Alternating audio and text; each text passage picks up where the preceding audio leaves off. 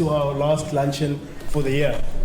We've had some high-value engagements throughout the year, coming from a luncheon on school safety and bullying, moving on to luncheons of mental health, and finally the last one for the year, which is gender-based violence. And I want everyone, if you have the opportunity to, outside of this venue, to just go through those YouTube videos, search us on YouTube and just go through those luncheons, because you'll realize that indeed, in our own areas of expertise or in our own spaces that we operate in, they really have gained transformative results, and they really have been meaningful engagements that we've been having.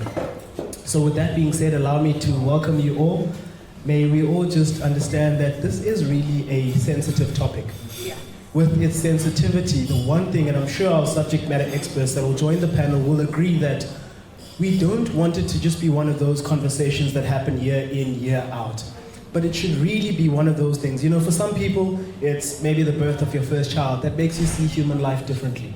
For some, it may be that one job that changes your purpose in life. You know, instead of having and recycling these engagements, we want each and every person to become a stakeholder involved in championing gender-based violence. That one event, or when you whisper to yourself inside you, when you come out of this venue, just say, this one needs to be different. And that's what we need to all take up that space and become a reality. This does coincide with 16 days of activism against gender-based violence, which kicks off tomorrow. And you know what they say, an activist is not someone who says that the river is dirty. It's someone who decides to clean the river. So may we all take up space and be able to all put our place, and at the end of the day walk out saying, we're going to be those activists that really make a difference to champion gender-based violence. Allow me to hand over to none other than Rulinda Zali, who will be doing our introductions. Right, beautifully said, Amanda, thank you so much. Colleagues, like Amanda said, welcome to our last luncheon for the year. We have a number of a variety of activities coming up today. Like Amanda said, it's all about igniting that active citizenship in us, you know, no longer looking at what is the government, what is everyone else doing with regards to GBV prevention. We're looking in ourselves. So we're basically focusing on, at an individual level, at a local level, what are we doing to change the scenario? I mean, we've heard just 2 weeks ago there was a hectic case where we learned it happened in CPUT or UCT, I'm not sure. We need to prevent such cases from happening, and it starts with us. It starts with small steps. Start with doing the little that you can do within your space, in your family, within your group of friends. When we witness something, it's time for us to say, no man, that is not okay. You're invading a person's personal space, and that is not okay. All right, and today we're also launching our Smart magazine on GBV prevention. Colleagues, if you just joined us for the first time, we have the Massive Food and Change Maker Network program running at 47 schools here in Nelson Mandela Bay. We're also replicating this project at 4 provinces in South Africa. So that would be Eastern Cape, Gauteng, Limpopo, and North-West. That's the last one I'm forgetting. So the idea there is just to activate young learners, bring young learners to be change makers, active citizens, and basically do the best they can to basically change the situation they find themselves at school. So we have a number of different campaigns running, like your active citizenship, now GBV, kickstarting that campaign. We also looked at conflict resolutions, bullying, school safety. All right, so without going any further, let's get to know people at our tables. So we'll give you a moment to, just maybe you two must mingle. Because there's literally just you two at this table. I don't know if you want to move to this table, just split a bit and meet new people. We'll give you like a minute or two, basically just to get to know the people at your tables, all right? Just focus on introducing yourself, just the name and the organization or institution you represent. It's not that time where we get to know each other's 10 names and stuff like that. And everything, you know, we're not going to do that now. We can do that a little later on. Just focus on your name and your organization or institution or school. All right? We'll give you like 2 minutes for this. All right. Hopefully we are done now. Thank you. All right. Thank you for that, colleagues. At least now you know who's in the room. I hear this table, they started going on and on about their clan names, looking for those long-lost siblings and cousins and. All right, we're going to continue with our program. Like I said earlier, we are launching our Spark magazine, and now I'm going to call upon Andy's colleagues. Thank you. I understand, once you start the conversation, it's difficult to... Can we please just have one conversation? We're done with introductions now. All right, thank you. So like I said, basically today we're introducing our Spark magazine on GBV prevention.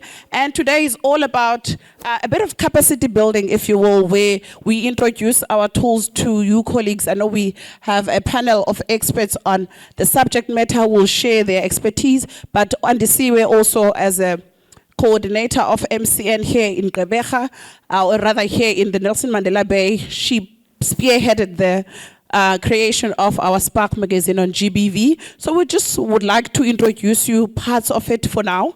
Andisiwe, are you ready? Can you just lead us through the first activity, please? Can we please give Andisiwe a round of applause, colleagues? Thank you so much.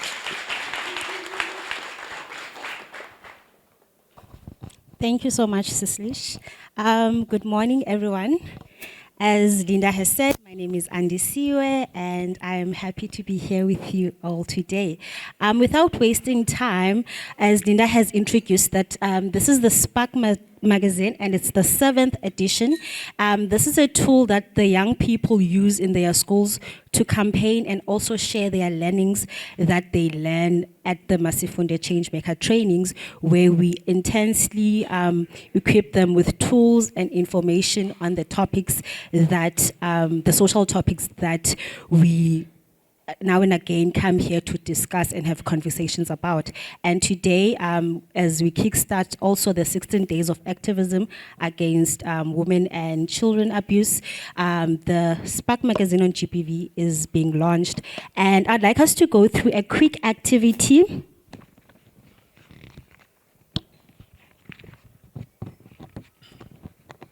On page 9. So if you could all just go to page 9.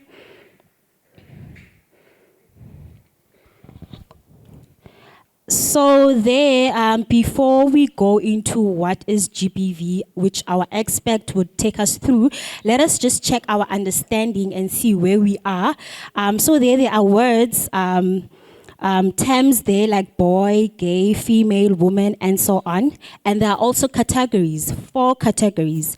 Without thinking it too much about it, without thinking deep, you can maybe discuss with someone next to you and just fill in those categories. Check which term you think or you understand to fit in which category.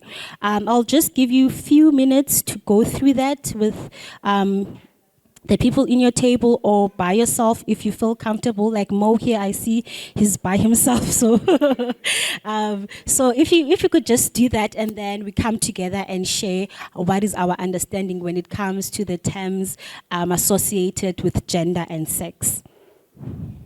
Because of time, colleagues, let's just do it together. Okay, so I'm a teacher at Hackney. So we're going to do it like this. I'm going to go per table. And no, you're just going to sing it out. Don't worry. Just sing it out. Okay. Quickly, this table, where did you place the term boy? Sex. Do we agree?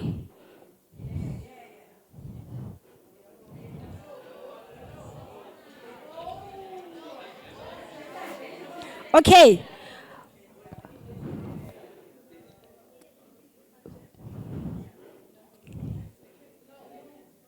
We don't agree. Okay. That table, we're gonna break it down when we're all done, right? That table, this table with Zoli and Lunga, where did you place the term gay?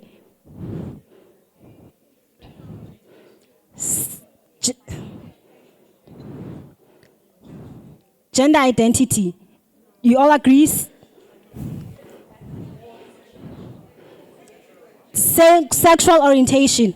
Okay? Okay, that table, where would you place female? Sex. Thank you. Where would you place woman? Gender identity. Okay. Table with Sino, where would you place bisexual? Thank you. We are here. Where would you place non-binary?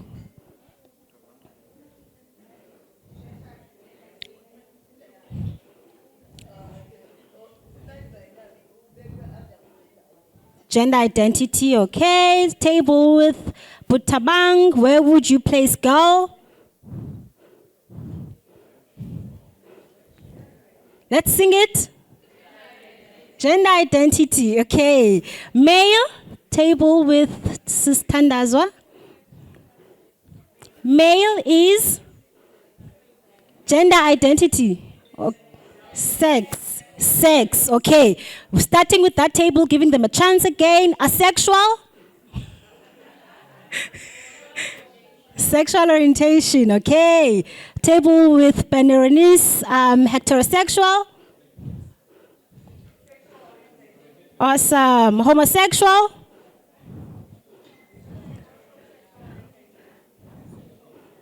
Okay, and this table with people who are just settling in. Hopefully your team members will come through. Lesbian.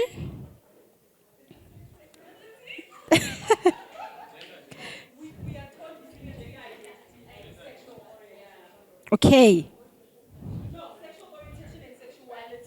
Oh, so between those two. Okay. What does the room say? Sexuality. And men, the table with Fundile. Gender identity. Awesome. Okay, the table with Setu, intersex.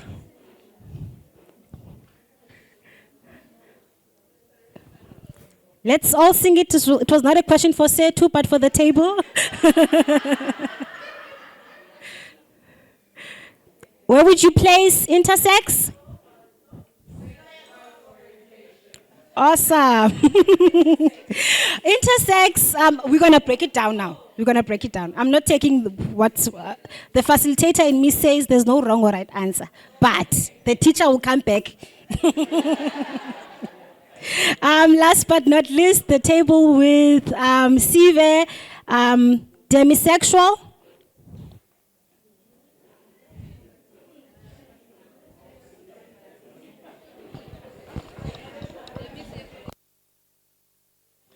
Okay, now let's do corrections.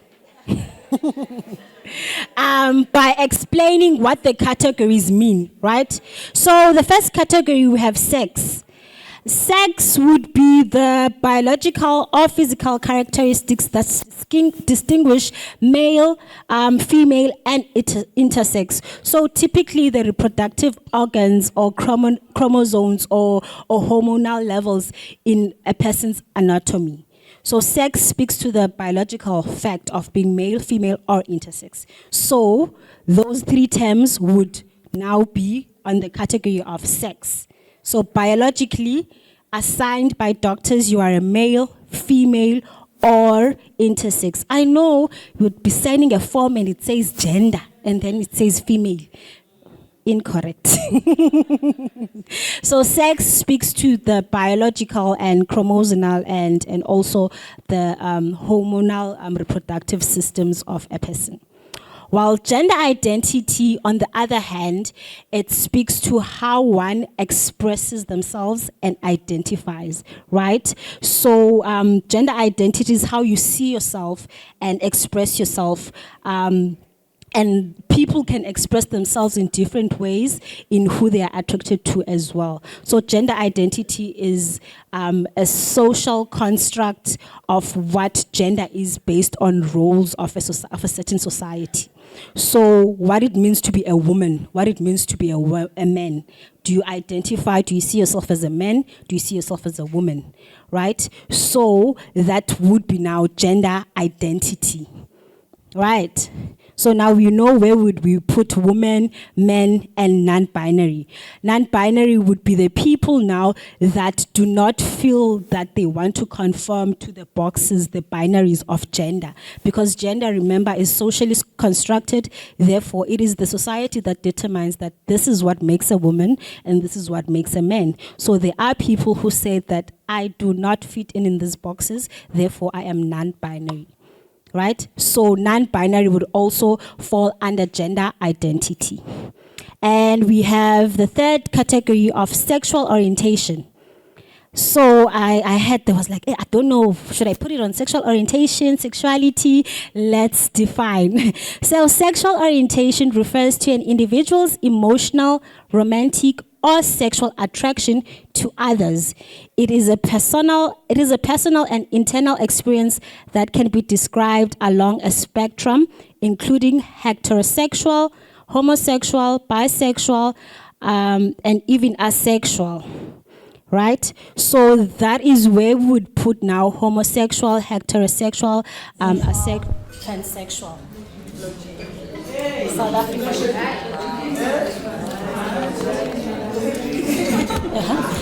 So that is where we would put homosexual, heterosexual, and asexual on the sexual orientation, right? And then within that now there is sexuality. And then that is where now we would put the remaining terms of gay, lesbian, there by sexuality. So where does demisexual go? What is demisexual? Anyone in the room?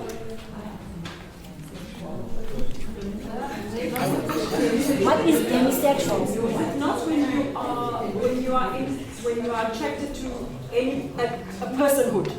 So pansexual. Not the body, or okay. It's pansexual. Anyone, guys? We have the answer for demisexual?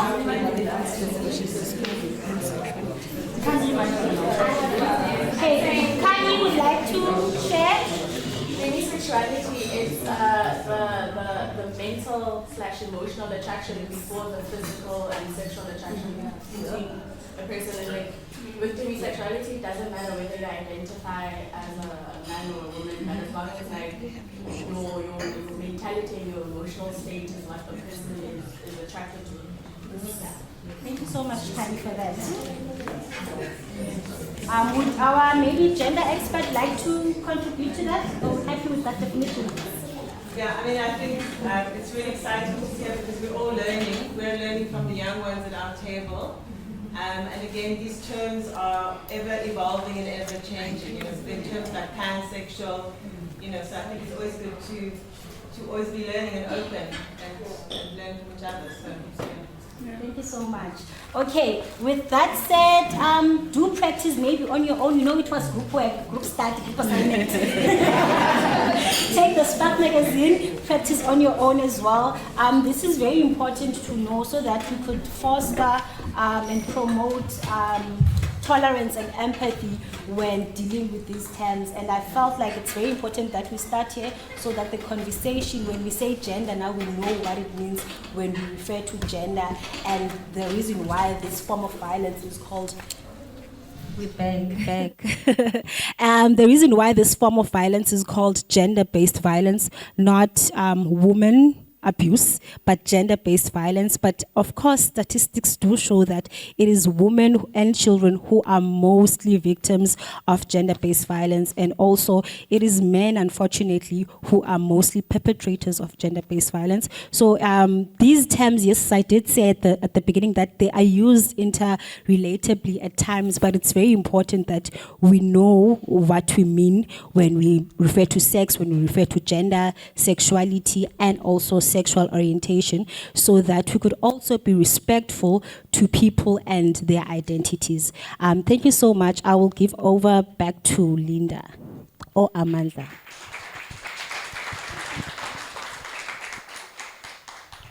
Thank you so much to Andisiwe and Linda. Can you give them another round of applause?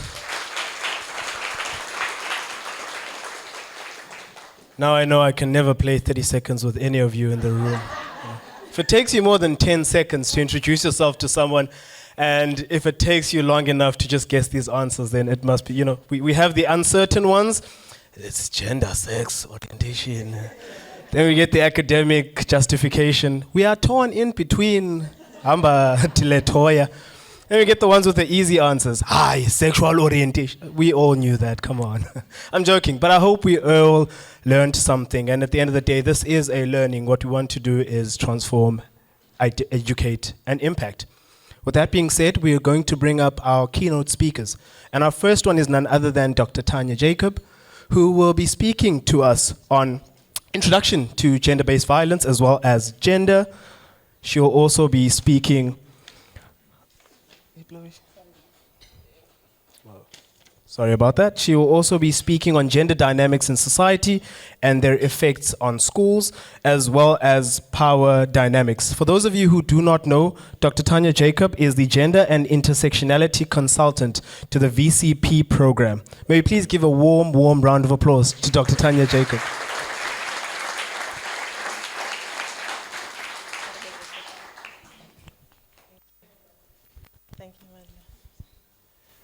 All right, we've got power, right?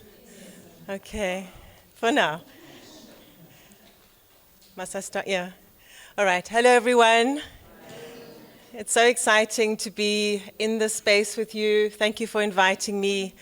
I've already learned so much from the change makers at my table.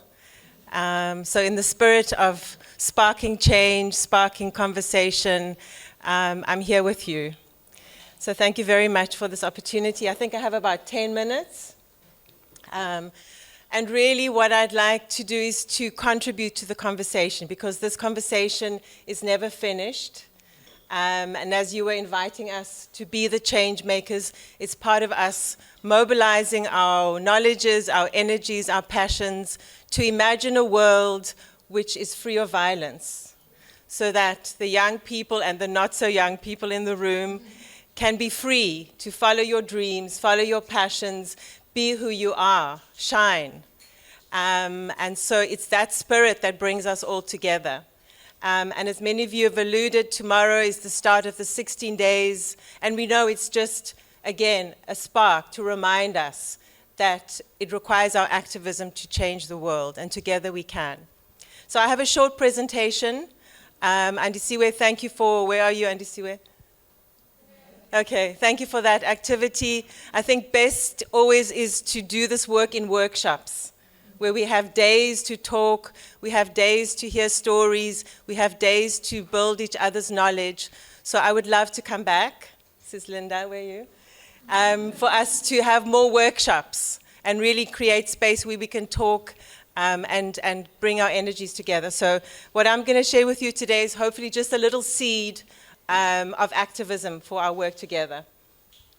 So let me see if I can move the slides. If someone can maybe help me move the slides. Should I just, okay, sorry. Okay, no, there? Great. So we know that we're in Gqeberha today, but we live in a world where gender inequality is both a standalone goal for the world as well as a cross-cutting goal. And we know that we're far behind with achieving those goals, the SDG goals. Do you know about the SDG goals? Sustainable Development Goals. Who knows about the Sustainable Development Goals? Some of us. Okay, so they're big goals that aim to make the world a safer, healthier, a more inclusive place. So we know we're far behind. We know that across the world, at least 1 in 3 women and girls report experiencing violence. So South Africa is not alone in terms of this issue.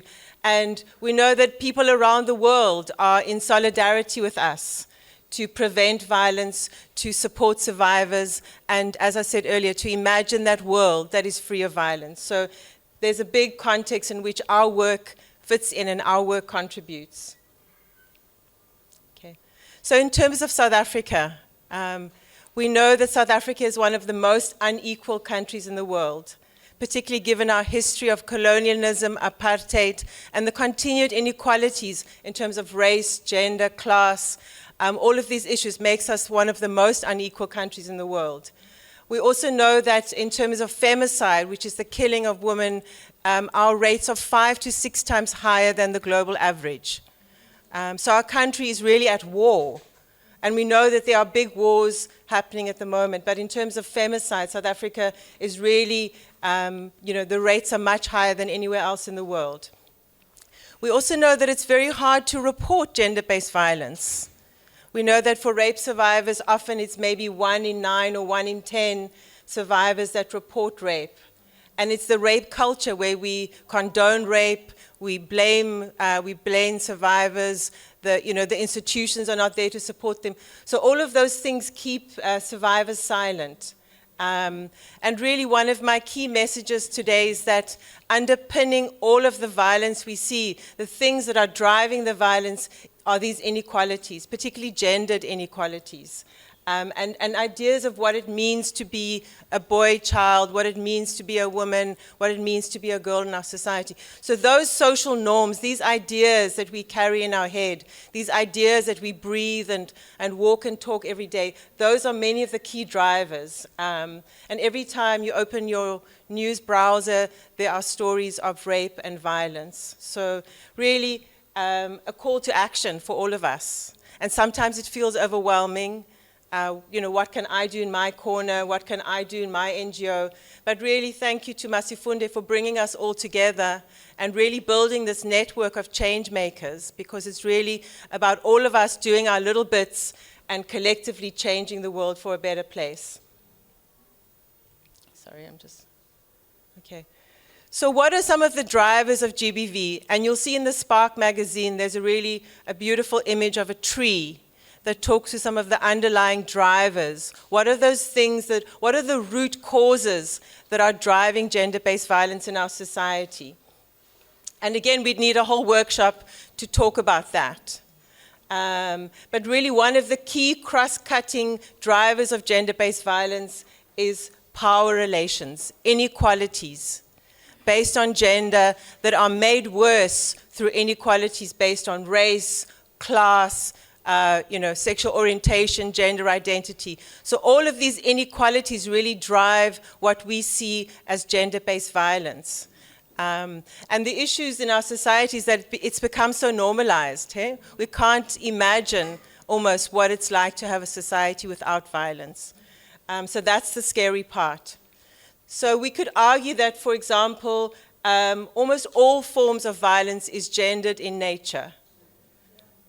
This past week, I was working with facilitators who work with adolescent boys and young men in the Cape Town townships in gangs.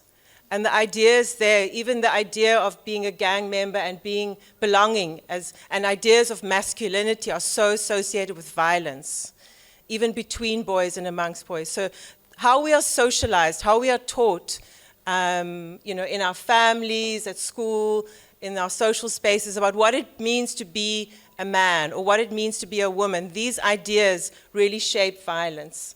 And we know that violence affects different groups differently.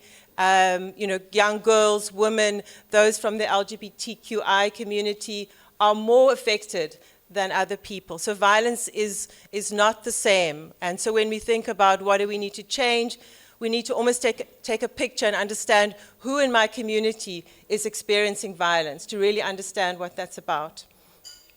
We also know that violence is perpetrated by our family members, people we love, by our teachers, by strangers. They're not necessarily monsters. It's not like they walk around with a big sticker on saying, I'm a monster. It's often from the people we trust most, and I think that's really hard. And I know that working in schools, Educators are amazing because they are also facilitators, but some of the perpetrators are also educators. And so how do we work with a whole school environment where we can begin to raise awareness about power relations in schools and really get our teachers to be the facilitators rather than perpetrators? Sorry. Okay, so also we had some nice discussions about gender terms. And yeah, again, these conversations are ongoing because these terms are complex. We're always learning. Everybody has a question. Everybody has a story. We all have experiences. It's in our bodies, right? It's in our lives. It's not out there. So gender is really something we all think about, but we're all learning because it's definitely something that has become more in our conversations. So again, we'd need 3 weeks of workshops to really contextualize all of these terms. And also just shifting in terms of our country, we have for the first time a national strategic plan on gender-based violence and femicide. Who knows about that NSP? Some people, no?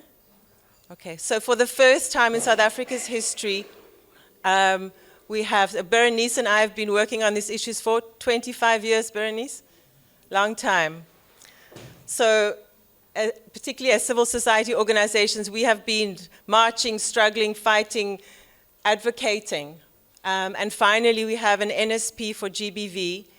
And what's really important is that it has 6 pillars. And also happy to say that we can share the slides, and I'm sure Masifundi can share with you copies of the NSP, or you can find it. But really what's important about the NSP is it has 6 pillars. And pillar 2 is about prevention and social cohesion. So not only are we fixing the problem once it's already happened, we're really thinking about how do we prevent violence in the first place. And that's why it's so important to work with young people particularly, because young people are our future. They're the ones, are the future leaders. They're the ones that are shaping their ideas about what's okay, what's not okay in our society. What constitutes consent? When is it okay for us to do things or not? So all of these ideas are really important, and young people are leading us, like they're doing this morning. They're leading us in terms of standing up, saying this is not in my lifetime. I don't want the world to be like this. So the NSP is a tool, but of course it's a policy document, and we want to localize it. So part of what we're going to talk about later on and at our tables is how do we localize the NSP? How do we make it something that's relevant in my community, in Gqeberha, in the Eastern Cape? How do we make it something that we all can find our place? But it is for the first time a tool that we have as a country. Sorry, I'm just trying to... and part of the NSP is this idea of a framework, a socio-ecological framework is what they call it. So that really looks at, for example, from the children through to individual level, young people, relationships, family, community, all the way to society. We can't work all at the same time, all at the same levels. But maybe your work as an NGO works with youth, for example, or you work in schools, which would be kind of at the institutional level. So we're all doing our bit across the different levels of society to prevent violence. And this is a useful way to think about where our work fits in, what I can do, what you can do, how our work together shifts society. And again, this work is long-term work. It's not quick fix. Hey? Many of you know this work is not, and donors often don't understand that. To change mindsets, to change attitudes takes a long time and a lot of work because you're changing power relations. And that is really often, there's a lot of pushback. So to come a bit closer to home, so obviously school is a microcosm of society. Schools are little societies in and of themselves. And for us to think about violence prevention in schools, we really need to understand how does violence show up in the school that I'm working in or the school that I'm attending, for example. So we need to understand the different forms of violence. And this diagram is from UNICEF. It's not very clear, but again, it highlights the overlapping issues of physical violence, psychological violence, as well as sexual violence. So really looking at, in a school environment, how those different forms of violence overlap, but may have particular and unique manifestations. And it's really important for us to understand again that because schools are microcosms of society, the gender power relations that happen outside of school are in school, right? The power relations are there, they're in the school, so we really need to understand that we need to look at that, understand it, and change those. But there's a lot of work for us still to do because we haven't really got good measures. So even measures are always estimates because it's difficult to research.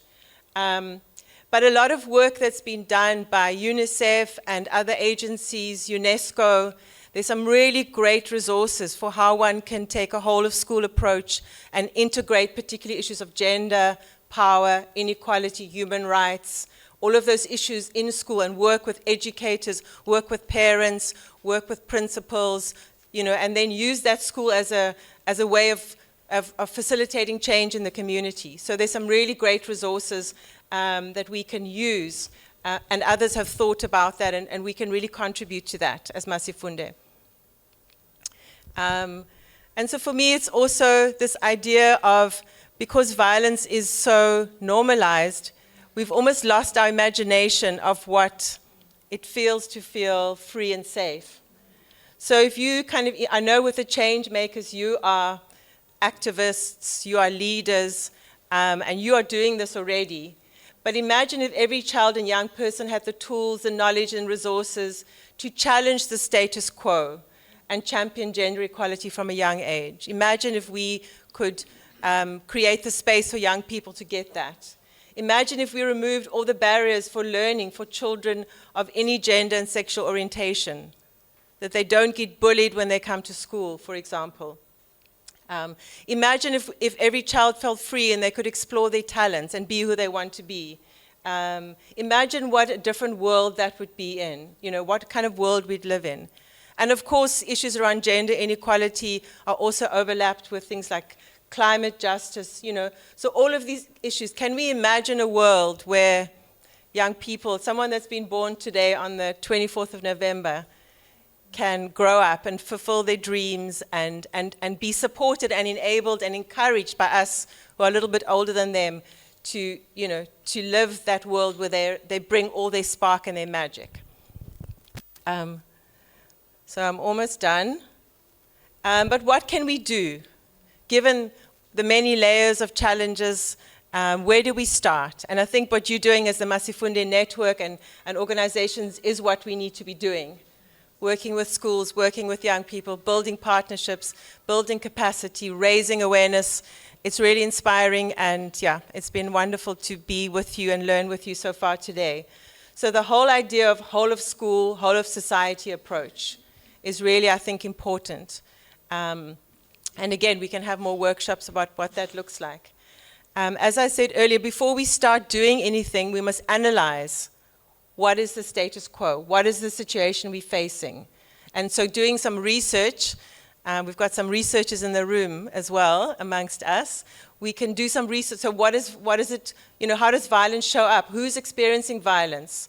And then thirdly, youth leadership and advocacy. And I think the network of change makers is that, to have the voices of young people lead us and speak and be guided, you know, we be guided by them, to let them guide us around this, and to value that, not to put just a token one person, but really for us older people to be guided by young people. And spark change. I really like the title of the magazine, because it's through these conversations that we spark ideas, that we walk out of here with new ideas. Our thinking is shifted. We've activated ourselves. We've sparked change. So I think that's really, really important, in how these tools are being used for conversations in school, for other workshops. So we really use them as conversation starters. And as I mentioned, so the change makers really for us to be building, and it's great to hear that next year There'll be more schools being added and more NGOs added to the Change Maker network. So to build a nation and a continent that's really about young people leading the change and speaking up about gender-based violence prevention. And as part of our strategies, always to implement gender transformative approaches that deal with the root causes of gender-based violence, so that we're not only fixing the problems once they've happened, but we prevent it in the first place. And also, like I mentioned, many of these resources, there's a growing database, both in South Africa and in the world, of resources we can use, and even resources we can contribute to. So the tools and resources from Masifunde, how can we share this with others? And I know Auntie Siwe is traveling across the continent and sharing with others the work that you're doing. But really, we are building resources, and yeah, through my work with VCP, we've really put together quite a lot of resources that can be made available. And always, like today, it's about building capacity of all stakeholders. Our work is never done. It's always about creating space to learn, to strengthen our capacity to say, what more can we do?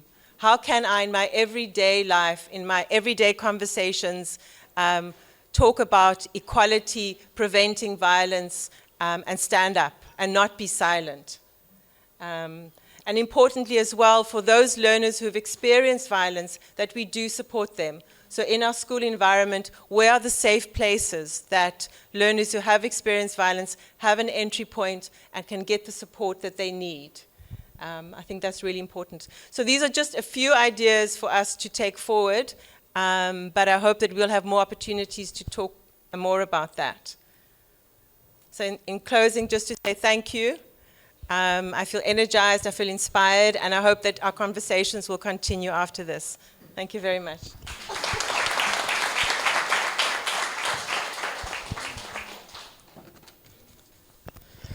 Again, thank you so much to Tanya for that. It really I think one of the most important things that you said is it's very difficult to imagine a society without violence. Now that one hit me here. Hey. It's so difficult to, because at the end of the day, violence manifests itself in so many ways. And I think it's very weird how we rank how violence presents itself based on its gravity. You know, if I stare at Uspogazi inappropriately, it might be passed off. But without that stare, there wouldn't be the thought of rape and murder, etc., etc. So I think, thank you for that, for just, shifting our moral codes. And again, I saw a lot of you guys taking notes, writing down. We will have an opportunity to ask questions when the panel gets to be on the panel discussion. So just park those questions, note them down, so that we can then further unpack them. And perhaps other people who have other contributions to add may also cover that in their speeches, or may also want to contribute towards those questions that have been asked. Next on our panel is none other than Uspogazi Tau, who is the program coordinator for the Nelson Mandela University's Center for Women and Gender Studies. And she'll be speaking on a number of issues. But let me allow her to present herself to the floor. And may we please give a round of applause to Uspogazi Tau.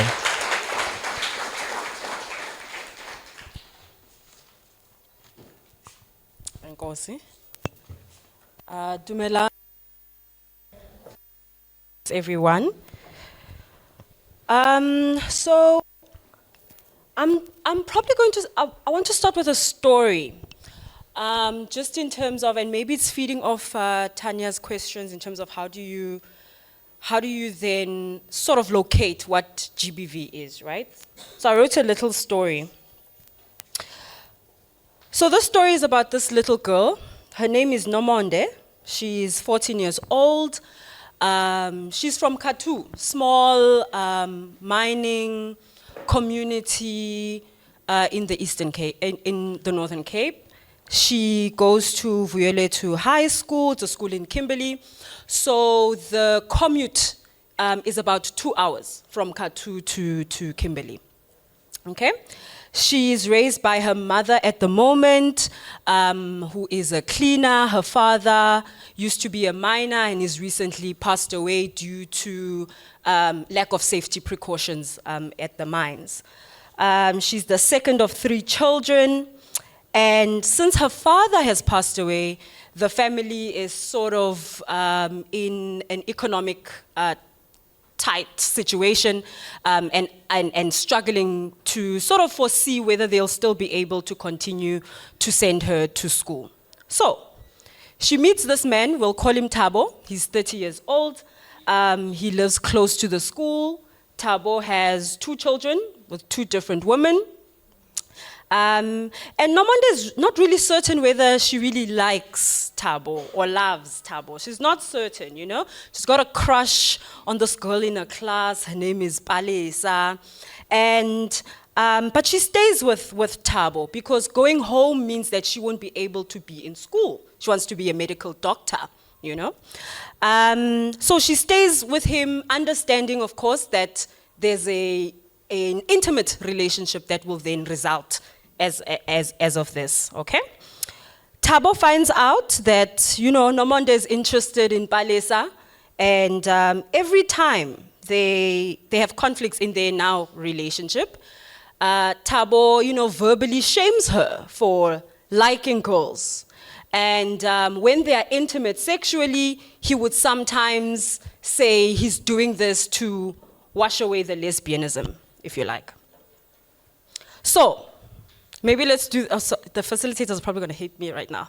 So maybe let's interact for a minute. What do you call that situation?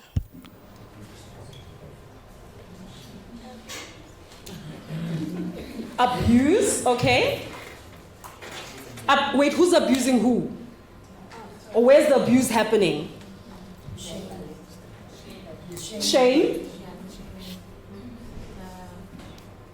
The idea that just the constant, the shaming in its own is just going to end up changing her, and that it's just emotional abuse. Emotional abuse, shame, okay? Neglect. Neglect from the parents. Sex. Thabo is a 30-year-old man and she's 14. So that means. So power dynamics because of age. And also having sex with her just to correct her from liking girls. Potential corrective rape, if that's even a term. And what do you think about Nomonde being in a relationship with Thabo? Not really liking him. Sorry. It's just a story I made up. I made it up. Yes. So basically, Nomonde as a goal, you said she wanted to be a doctor. So she I like that goal. Using Thabo. to get, you know, like a sugar daddy, basically. Yeah, any other thoughts? So this is a made-up story, but the reality is this is the nuance of how sometimes power dynamics and abuse happens in intimate relationships that is also gender-based violence. So I'm going to let that story traumatize you guys. You figure it out in your spare time. I wanted to throw that in because I have friends who are teachers who speak to me sort of about the type of so they studied teaching, a B.Ed communication, and they have these theories called, you know, one is called the ecology of the child, where the family structure is the one that influences the child mostly, then it's school, then it's other things happening in society.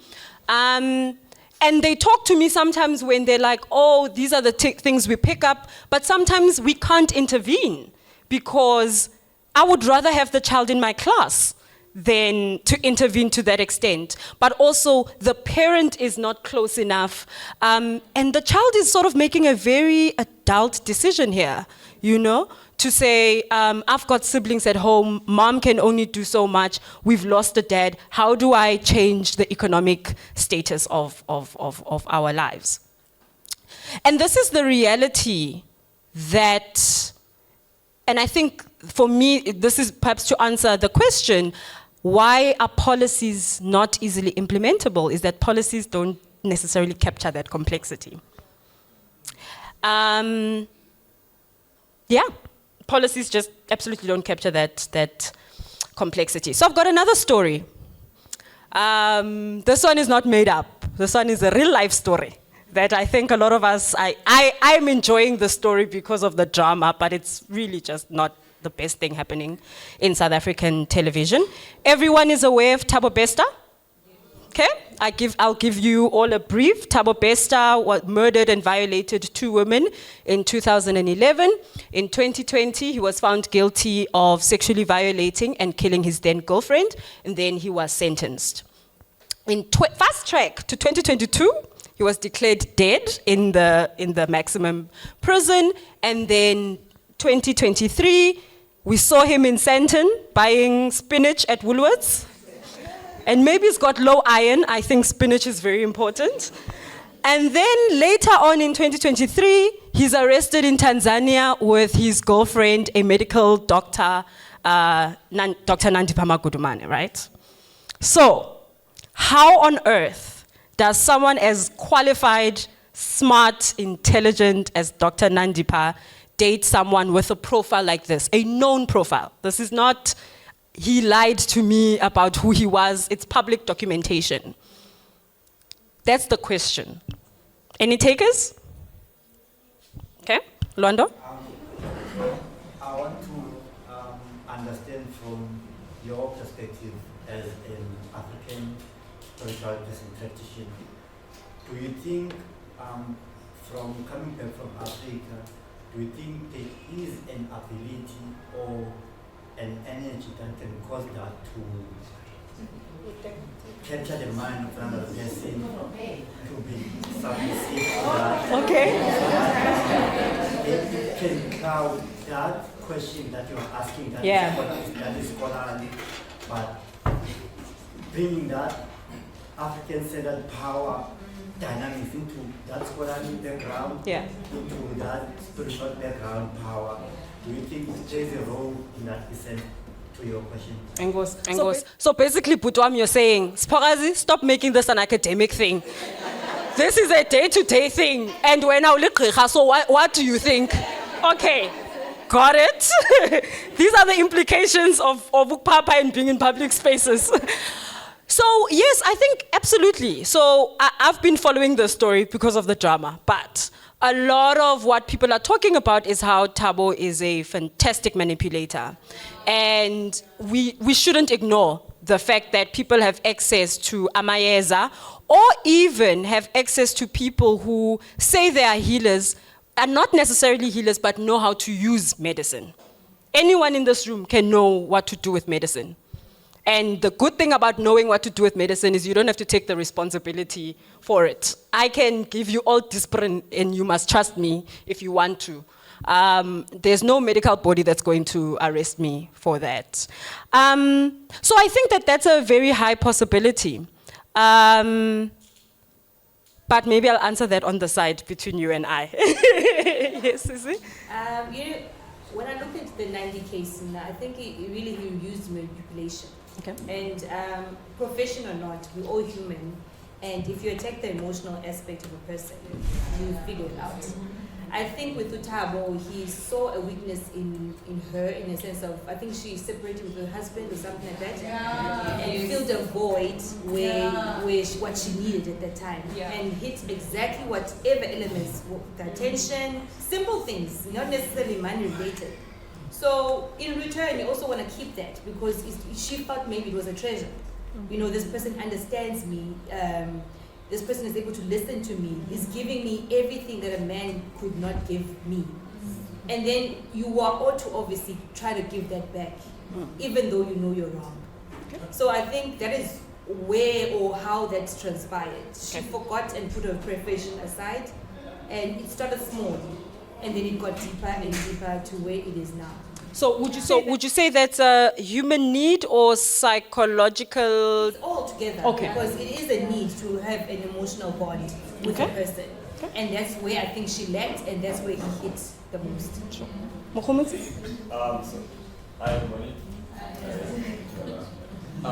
So I think for me, right, as much as Thabo Bester is, like you say, he's a great manipulator, I feel like that is after we've known him. But if I look into you, or rather you look at me now, right? You saw me, I come in with the Range Rover outside. I have a ring like this, and I'm controlling all these people. For me, I feel like power is so attractive sometimes, and he probably appeared as a very dominant person, or a very powerful person that probably she got attracted to that. So I feel like for me it was a matter of power in this thing, that she was like, I want this powerful man, I want this. That's the possibility of it. So yeah.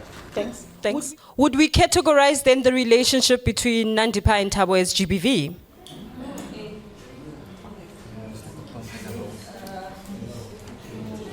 No? Yes?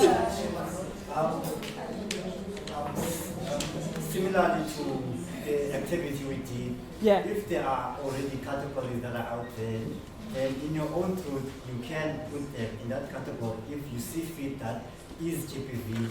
Some will see it as whatever they may come up with, but if there are already categories out there that describe what is GBV, and if they relate to that, then I think you can put them there as well or not, if it speaks to you. Yeah. GBV? Yeah. Okay. Yeah.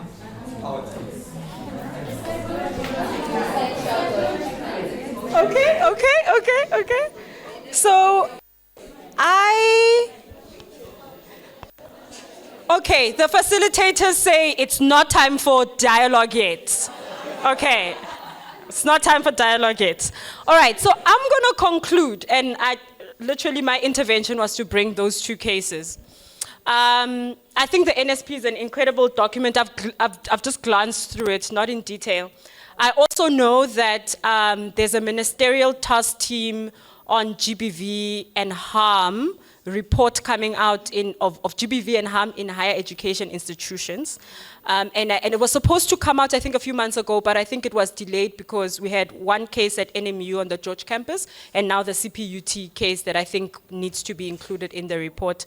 I don't know to what extent, and maybe the question is, you read the report, you'll see the incidents happening, to what extent are those different from other people? They're just not in the headlines. They're our next door neighbors' contexts, And so GBV is it's a deep-rooted sort of thing that can happen to absolutely every one of us, depending on where you find yourself in the world and in life. But also depending on how the level of your self-awareness to abuse someone. I don't think we are immune of abuse because we're sitting here all conscious. What's happening in your private space when you are triggered, when you don't know how to regulate your own emotions, So, last story, it's very brief. It's actually not a story, it's a fun fact. Okay, it's not fun, it's a fact. So recently, Nkosazana Dlamini Zuma, minister, was talking about, because she's the ministry in women, children, and people with disabilities. And she was talking about how her office and the Home Affairs office are doing a collaborative project to get as many children to have birth certificates. Because a lot of mothers, in this case, take children to Home Affairs, but they don't complete the process of the birth certificates because they can't name the father. So she gets there and she hears the story, and she's like, of course they can't tell you who the father is. Because how must this woman say to you, the father of my child is my father, or my brother, or my uncle? How must that look like, And that is the traumatic story I'm leaving you with. Thank you.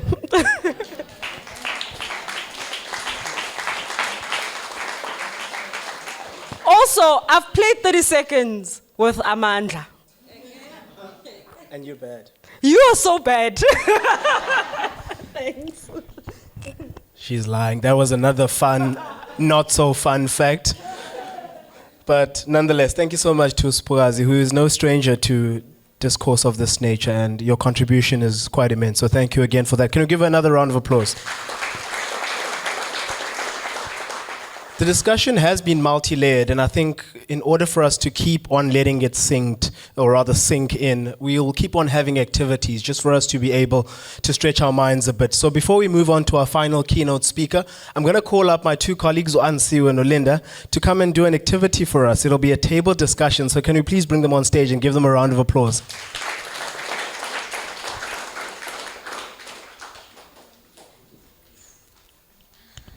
I come back.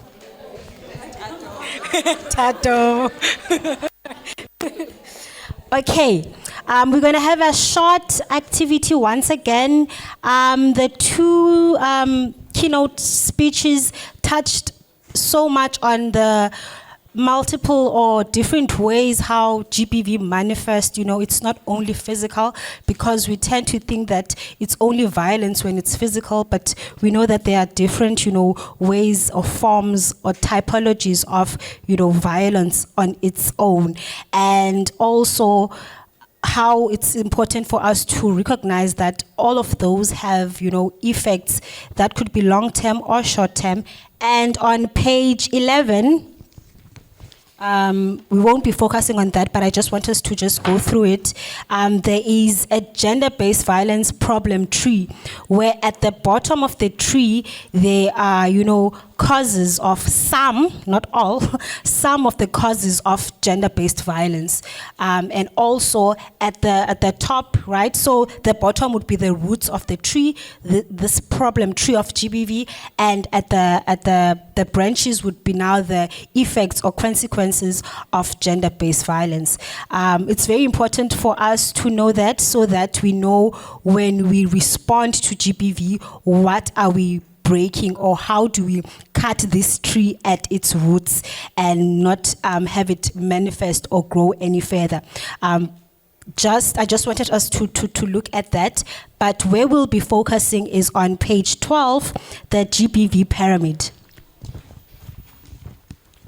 So basically, the GBV pyramid is a tool that is very important for us to know how to prevent, respond, and understand the dangers of the causes of violence.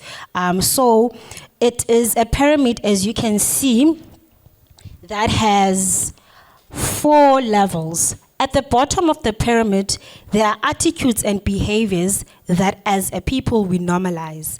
And going up are actions or how violence manifests, and at a level where there is a removal of autonomy, there's disrespect, because we've normalized this thing so much that it's more than being normal now. We live, it's a part of life. And then we react at the top of the pyramid, where there is genocide and rape, and we see these expressions now. We only react at the top, but it all started at the bottom. So by us normalizing what is in the bottom, or rather on the bottom of the pyramid, we are condoning what is on the top. And if we now prevent what is on the top, on the bottom of the pyramid, if we stop that, we then prevent what is on the top. So we're only shocked when we're like, oh, she was stabbed, oh, she was raped, she's killed. But then how did it start? I remember in my high school days, like, boys would just beat you, and it was like, when you pass there, and it's still happening. And if that is at the bottom of this pyramid, what else is there that happens behind the doors? Because that was like live, everyone knew it, and it's still happening. The change makers attest to that. And it's normalized, right? So I just wanted to explain how that pyramid works. There's a pyramid, a page for each table. So if a table does not have one, I'll provide. Okay, just to go through some of the attitudes and behaviors that are there. It will be the boys will be boys mindsets, right? The rape and sexist jokes, the forced gender roles, turning a blind eye to violence, objectifying women and girls, homophobia, unequal treatment, and normalizing violence as a whole, and unwanted touches, as I made an example. I'll now give over to Ulinda to take us through an activity that will get us thinking as a community. All right. Thank you so much, Siwe, for that. You can just put it there. Thank you, colleagues. It's that time again where we get to interact at our tables. Yes, I know you sort of used to it now a bit. Even Spokazi sort of asked you to discuss at your tables. I mean, and so we just gave you examples of things that we've normalized as society that perhaps we need to eliminate because they lead to, serious cases, GBV cases. So I want at your tables, perhaps discuss, and this way just gave you a few examples. And I want you to think back, perhaps the last week, something you've witnessed, something that happened where you feel like, especially after this brief input, where you feel like, perhaps I should have said something. I should have spoken up and say, that is not okay. All right? We're not here to shame people. We're not here to blame anyone. Today is only about creating awareness for us to be aware of certain behaviors and see how do we change them. Remember, the Masifunda Change Maker Network is based at schools. So the things we spoke about now, imagine what learners go through. Everything we discuss up to now, learners go through that as well. All right? Let's not only think about the best and them. Let's also take it down a bit, down a level. What's happening at our schools? What's happening in our families to prevent a case like a Thabo Bester? All right? So we'll give you like 3 minutes. Can you please time us, Amanda? Just discuss and write on. You should have, like Andy Siwe said, you should have a GBV pyramid and then the bottom part is blank. We need to fill it up with real life examples, things we've witnessed, perhaps also things you've done on a subconscious level where you're like, I invaded this person's personal space. I didn't even get consent for it. Again, we're not here to judge. We're not here to blame. We're here to away and hopefully change our behaviors. All right? Your time starts now. We discuss as a table.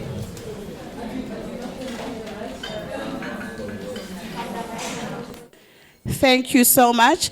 We totally understand. Once you start this conversation, it's difficult to stop. But due to time, we had to cut it short. However, we still have 90 minutes together. So we will continue unpacking these issues. We'll continue talking about these issues. All right?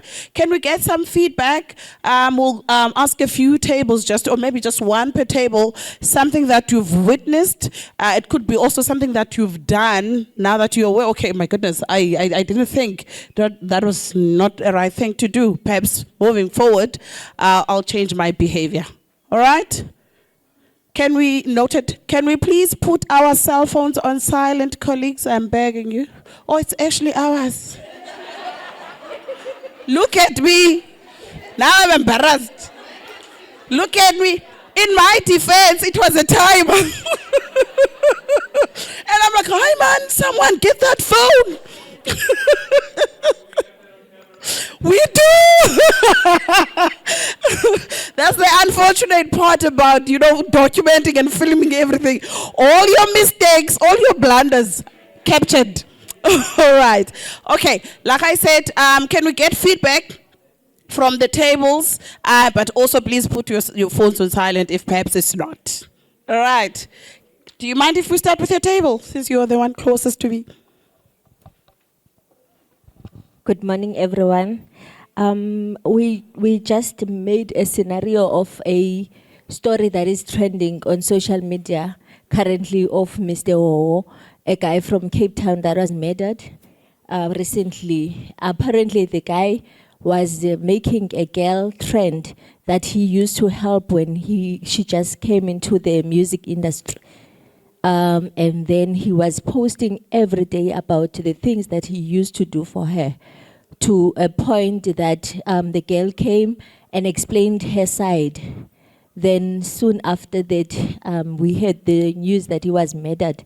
So from that, we took the fact that he thought that he owned her because of what he spent on her, and he couldn't accept that even if they were in a relationship at the time, but she didn't want him anymore. So he couldn't accept the rejection.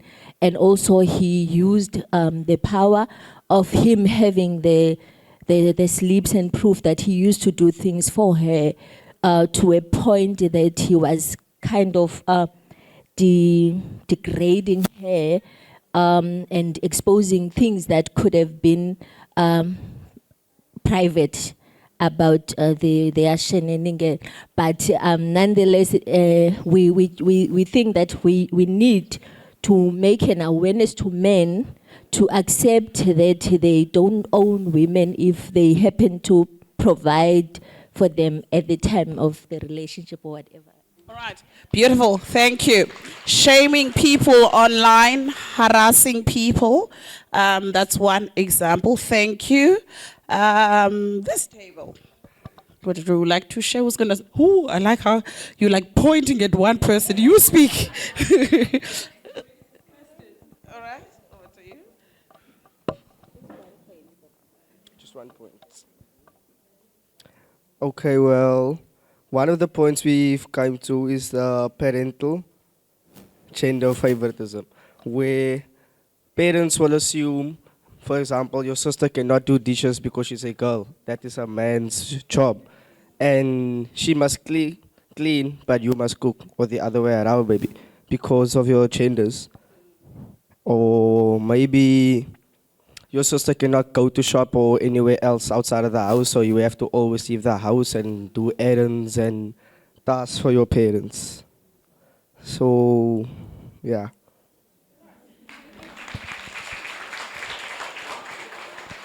So basically, traditional gender roles, all right? Okay, beautiful example.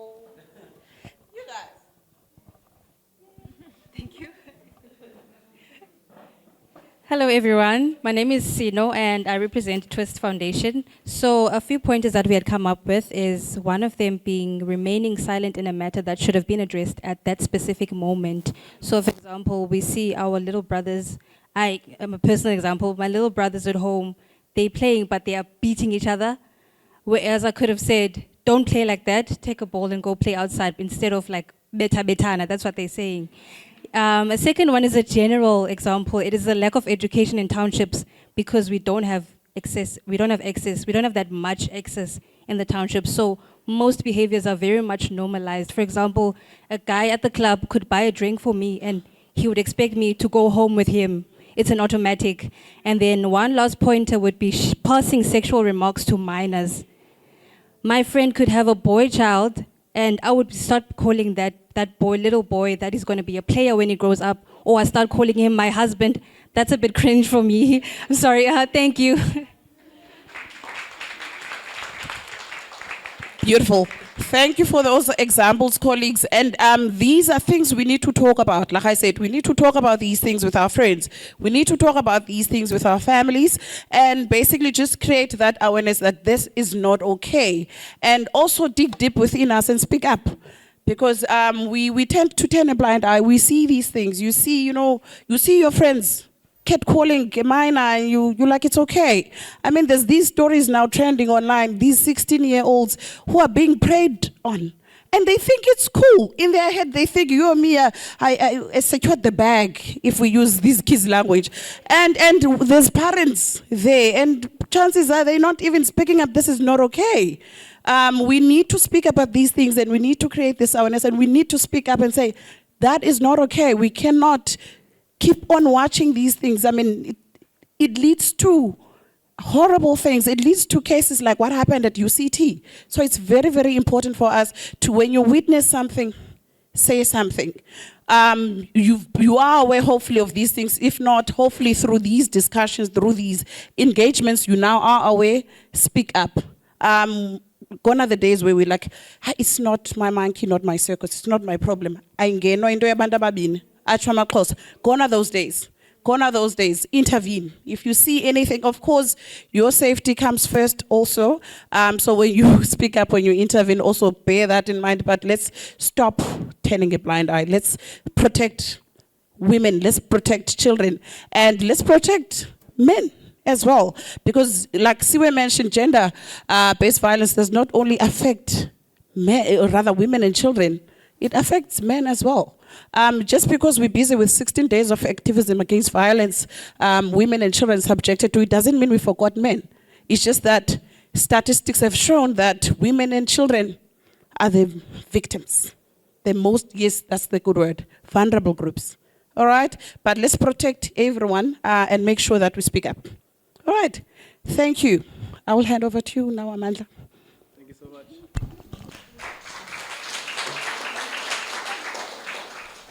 Thank you so much, Linda. And speaking about boys and men, we'll now have our final keynote, and it will be delivered by Tabang Quinch, who is the program director of Ezingcinjeni project. And he will be speaking on the role of men and boys and society as a whole in preventing GBV. So let's welcome and call on stage our final speaker, Tabang.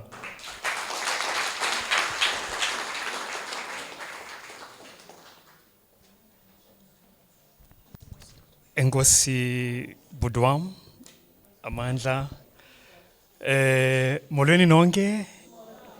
I'm not even certain what time it is. Is it afternoon? Good afternoon. Colleagues, friends, compatriots.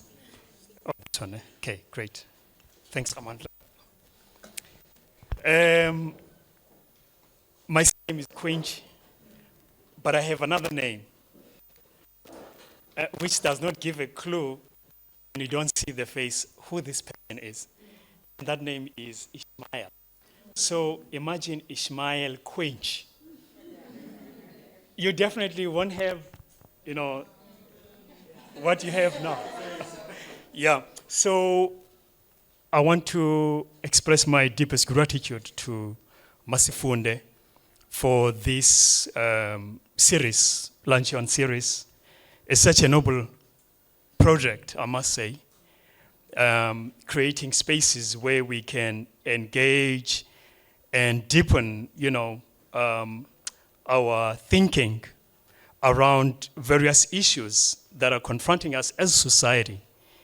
It's very rare that you find, such spaces other than the university, whereby Ospogazi would create such spaces. So for us as community members, we're deeply gratified. Thanks to you, Masifunde, for this initiative. The work that I'm doing is known as men's, I think I will project without the mic. It's kind of limiting me. Oh, okay. I'll live with that reality. Okay, so the work revolves around men and boys, but it has transcended beyond that to now work on issues around social justice and more gender transformative work, which now means that we are working across genders, all different genders, not just necessarily focusing on men and boys. But initially, we started off as a men and boys project against gender-based violence and femicide. So this then has meant that we are now confronted with the challenge of looking at alternative ways of engaging society around issues pertaining to gender-based violence and femicide. I'm not going to talk more about what we do, but more of why we do it and how we're doing it. I always like to start off with questions. I'm not sure, it's not projecting on the screen. Amandla? Oh, okay. I like to start off by asking some questions because I believe that's a good starting point. When we ask the right questions, we may get to the most probable, solutions. But if we don't have these questions, we might find ourselves revolving around the very same challenges that we seek to resolve. And maybe GBVF is also another issue which we need to ask ourselves as society some of these deep probing questions. We see gender-based violence on an increase now, more than ever before. But at the same time, you see activism which seeks to bring about an end to GBV. And I find that paradox quite interesting. That on the one hand, you would see us mobilizing against GBV, but at the very same time, the prevalence is on the rise. Maybe that is warranting us to ask also another question. How did we get to this point where we are now becoming more aware and more sensitized about GBV, but at the very same time, acts of GBV are on the increase? But one other question that I want us to ask ourselves again is, how is gender itself implicated in the commission of violence?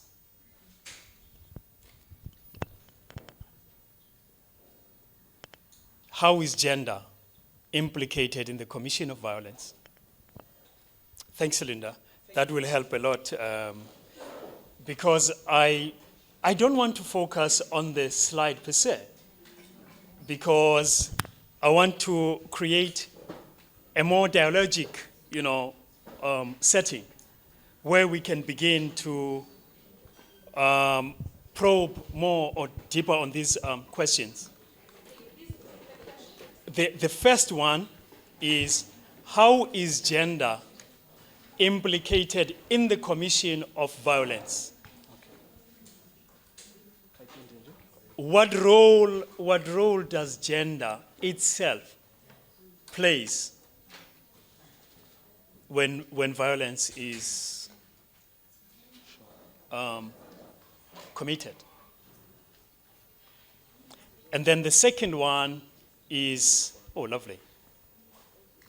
And the second one is, by what processes in the construction of gender is violence included or excluded? By what processes in the construction of gender is violence included or excluded?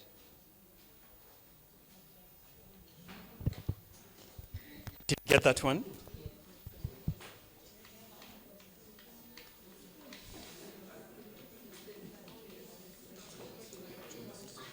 Then the third one is,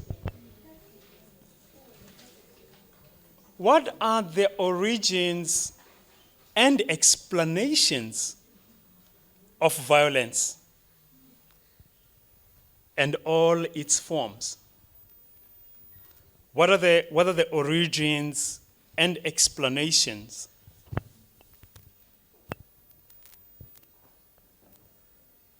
of violence in all its forms and manifestations? Okay, whilst we're waiting for technology to help us, you have so far 3 questions, am I correct? Can you just, in your tables, brainstorm by attempting to answer these questions? I'm not sure if these questions are clear for all of us. Which question is not clear? All of them, they are not clear. All okay. Let's start with the first one. Let's start with the first one and simplify it. The first question is asking, how is gender implicated in the commission of violence? We all know that when violence is committed, a human being commits violence. The question now is, what role does that gender play? If it does at all play a part. How does gender then influence the commission of violence? So are we clear with the first one? Okay. Then the second one is asking us, by what processes in the construction of gender is violence included or excluded? We come from a school of thought that talks about gender being socially constructed, that gender is not something natural, but it's something that we are socialized to identify with, right? When this gender is being made, produced in society, how is it influencing violence? The idea of us being made to be boys. Now I'm being, specific now. Me being raised as a boy, child, how does that play a role in the in the commission of violence, when violence is being committed? Does the way I am socialized as a boy play a part at all? Does it? In what way? You got that? Okay. Then the third one was asking us, when we talk about violence, where does it come from? It is something that is innate within us. It is something that we are socialized around, meaning is it learned behavior or is it something that is innate within us? You get that one, the third one? Okay. The fourth one is how are gender identities produced and reproduced in society? We started off with that exercise, when we were looking into gender identities. So at least now we're familiar with these terminologies, right? So now the fourth question is asking us, how are these gender identities produced or reproduced in society? So the last question now is, how are cultural industries, institutions such as films, mass media, involved in the formation of ideas, attitudes, beliefs, and behavior about gender and violence, if they do play any role? So the question seeks to ask, how does media itself influence or... Okay, all right. So is the last one clear as well, ne? Okay. We may not necessarily answer these questions, but it's good for us to flag them at the back of our minds. It's not about us giving the right answers to these questions, but it is about us applying our minds around these questions. So it's more about us thinking more than us being always ready to provide answers. Because sometimes it's not about us getting the answers, but it is about us exploring ways in which we can reach the most probable, conclusions or approaches to these issues. And the answers sometimes might not lead us in the right directions, even though the answers are right. So it's not about the correctness of these answers, but it is about what kind of mindset we bring when we look into these issues. And how do these questions help us in broadening our thinking in a way that provokes our thought processes and think about them? I was tempted not to bring these questions because there's a tendency as human beings that we focus on the questions, in a way trying to seek answers for them.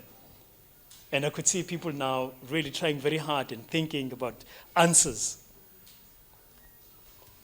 Maybe when it comes to phenomena such as the one we are confronted with, gender-based violence and femicide, it's about us. Stop bringing answers, but asking questions more. Asking ourselves very deep, provoking questions. Because the kinds of contradictions we are confronted with now warrants us to think beyond the readily available answers that we have, but thinking alternatively. And then the last question that I would offer is, how can the new politics of masculinity inform our discussion of the nexus between gender and violence? We are working with men and boys, meaning we are delving ourselves into these politics of masculinities. I'm saying these are masculinity politics because there are power dynamics involved, and they are relational in nature, and they are contextual as well, because masculinity shows up itself in different ways and different forms, influenced by many other factors in society. And that also needs maybe our critical thinking about it.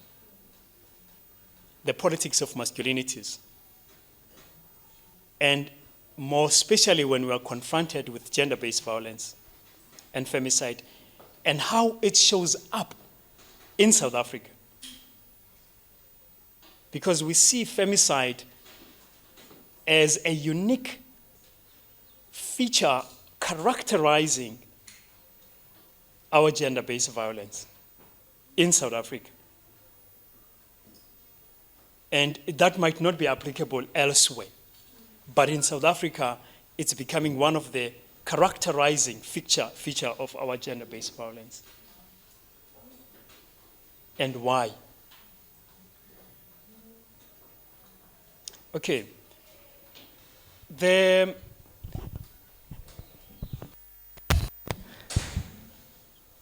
I'm more into facilitation than talking. And now I find myself confined, Amanda. Yeah. The vision sometimes guides our exploration and navigation, because when we know what we are against, is just one step. But the other very important step is society. Are we envisaging? We are fighting against GBV. For what? But what are we for as a society?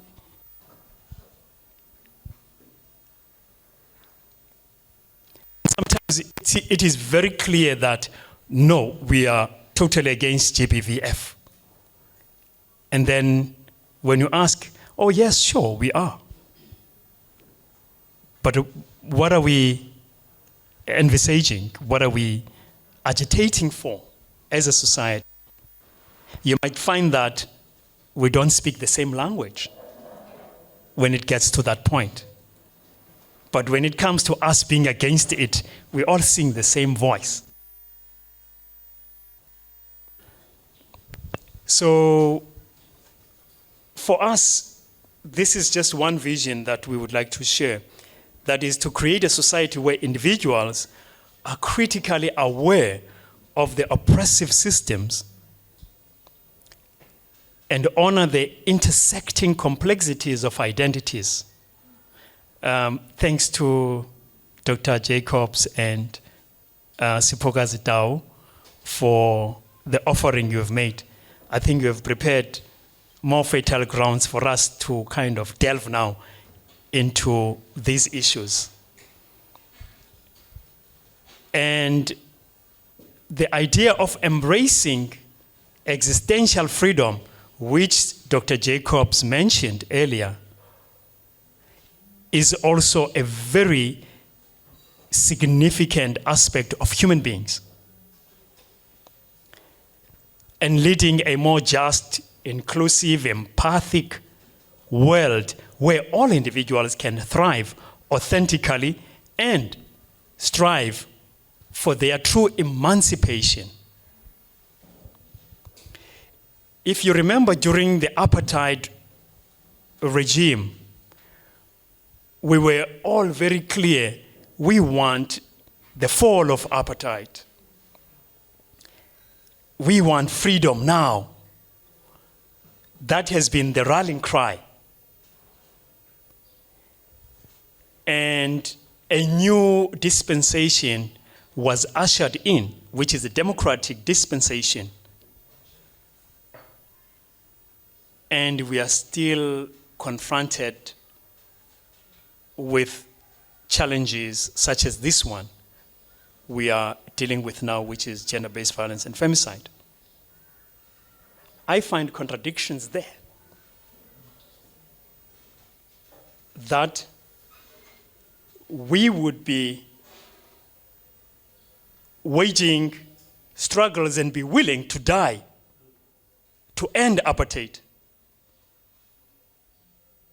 But are we willing to die to end GBV?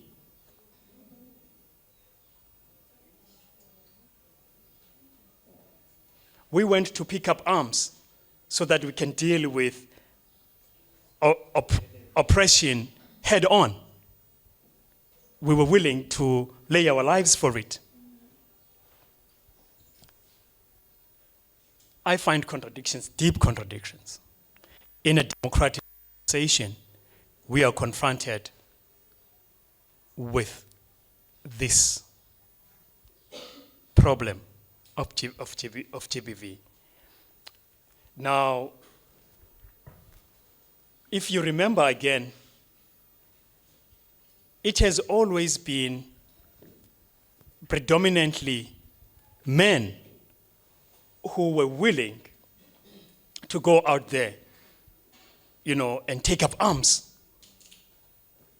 And women, there were women too, but the majority were men.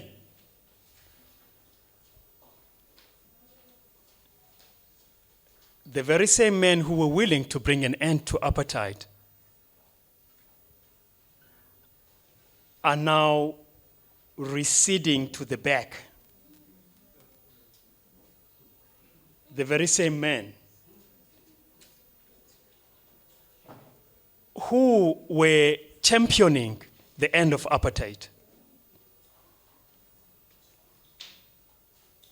Shouldn't we again at this time call upon the very same men to come to the fore when we are confronted with gender-based violence and femicide? Shouldn't we be mobilizing men and boys again and say, now the country needs you, now more than ever before?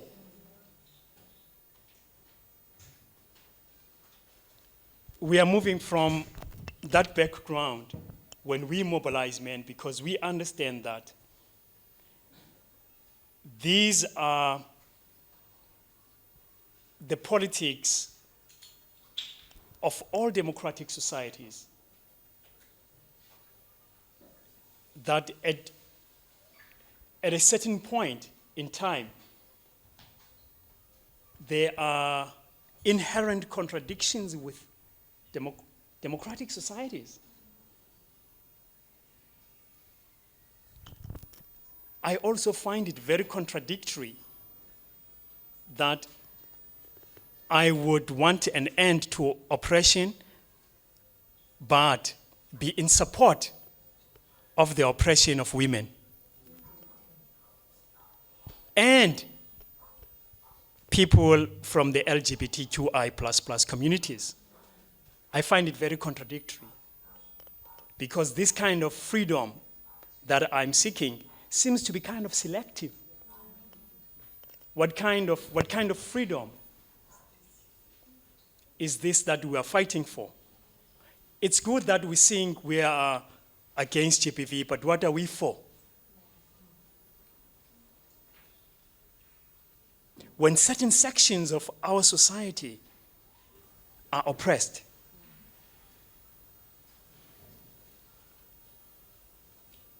so, yeah, I'm going to skip some of these slides and go to this one. I am also very grateful to Dr. Jacob and Spokazi for laying the red carpet for me, because you have made my life easy in my input. You brought in issues such as intersectionality. You brought in issues of critical consciousness. You didn't necessarily, name these as such, but you talked about them in your input and your questions and the scenarios that you raised for us. And maybe very briefly, it's appropriate that we kind of familiarize ourselves with these, because these are theoretical frameworks that guides this work that we're doing, that we seek to raise critical consciousness. And when we talk about criticality, we talk about being able to identify the challenges and change processes by which oppression operates. Because ultimately, we want to bring about systemic change. But before we can bring about systemic change, we need to move from a premise of understanding and analyzing the kind of society that we are and the kinds of phenomena that are at play and how they manifest and show up. Because without that analysis, then our approaches become defeatist.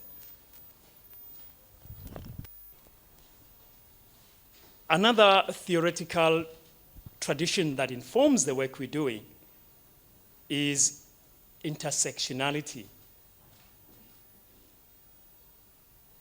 And by intersectionality, we mean recognizing the interconnectedness of various forms of oppression, gender oppression, racism, sexism, ableism, and homophobia are all interconnected and intersect with one another, shaping individuals' experiences and identities. I may be a man right now, but at the very same time, I am black. I'm a black man.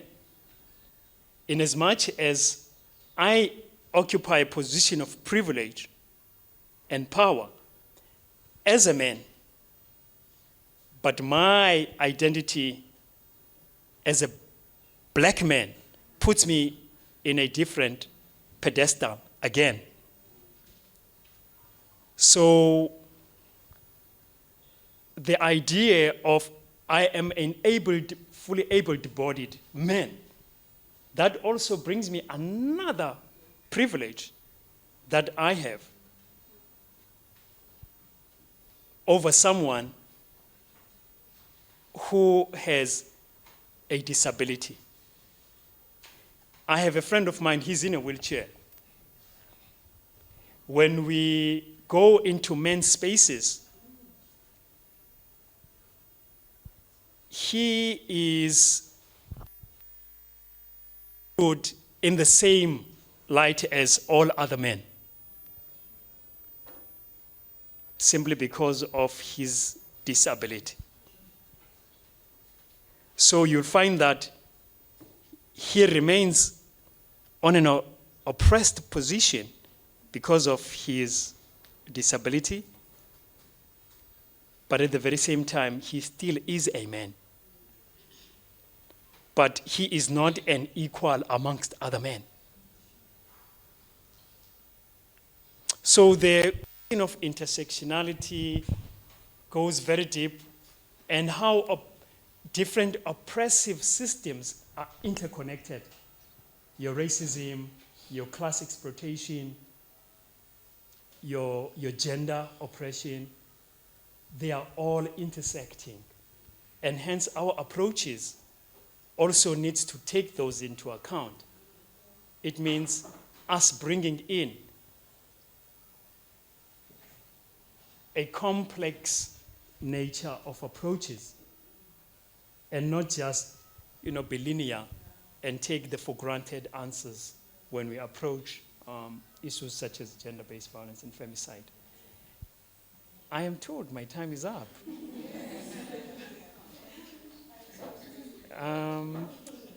There is this picture right here that I want to leave you with. What do you see when you see this image?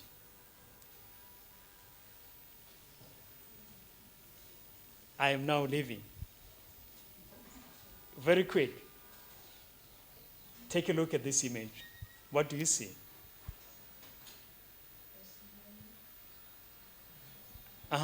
Anyone who wants to try? And what is your interpretation of what's written there? What's your interpretation?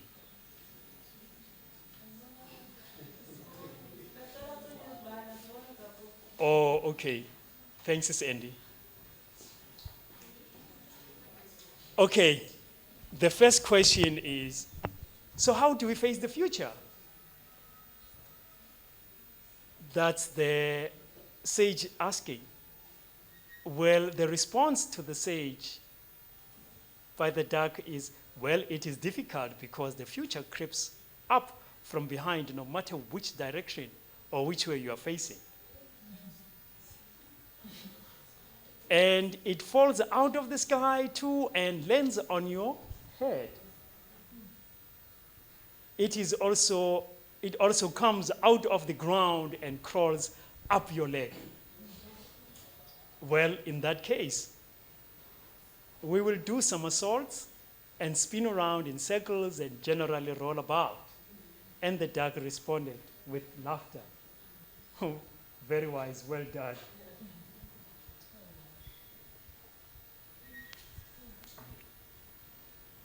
Maybe this image is kind of giving us a clue of how we can be able to make a forward leap.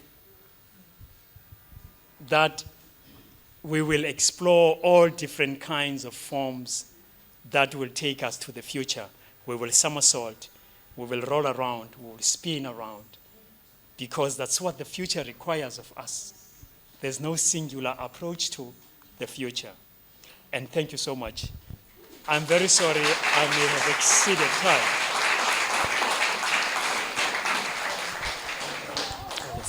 Thank you so much. No, don't worry about it, don't worry. Thank you very much to our final keynote speaker, and thank you for your contributions and the slides you shared. We're still part of the luncheon, and I know sometimes this can be the graveyard shift after bellies are full, but I'd just like to redirect our concentration back to a critical topic. I mean, we've got really influential people in this particular space that are contributing to it, that have dedicated decades of research, of work, of activism into gender-based violence. So I'd like us to just give our attention to them as I just call them upon to join Linda on stage. So without further ado, let's continue with our program. And I'd like to call first none other than Dr. Tanya Jacob to please join me on stage. She will be followed by Tabang Quinch. And we'll excuse Uspogazi because she has to unfortunately go back to work. But with that being said, I think I speak on behalf of the entire room when I say, Spogazi, thank you so much for your contribution. Thank you so much. I know you're a thought leader. And it's been a pleasure having you with us in this room. Thank you for your contributions. And I'm sure other people who are in this room will tap into your space again and will bump into you again. So thank you so much for that. Now I'd like to hand over back to you, Linda. Nancy panel, yeah. Can we give the panel a round of applause, please? Alrighty. Like Amanda just said, we lost one of our panelists. However, we do have GBV experts in our midst, a person who works close hand in hand with the MCN Changemakers. So I'll call upon now Andy Siwe. Could you please join us on stage so that at least we don't have an empty seat? Thank you so much. Give Andy Siwe a round of applause.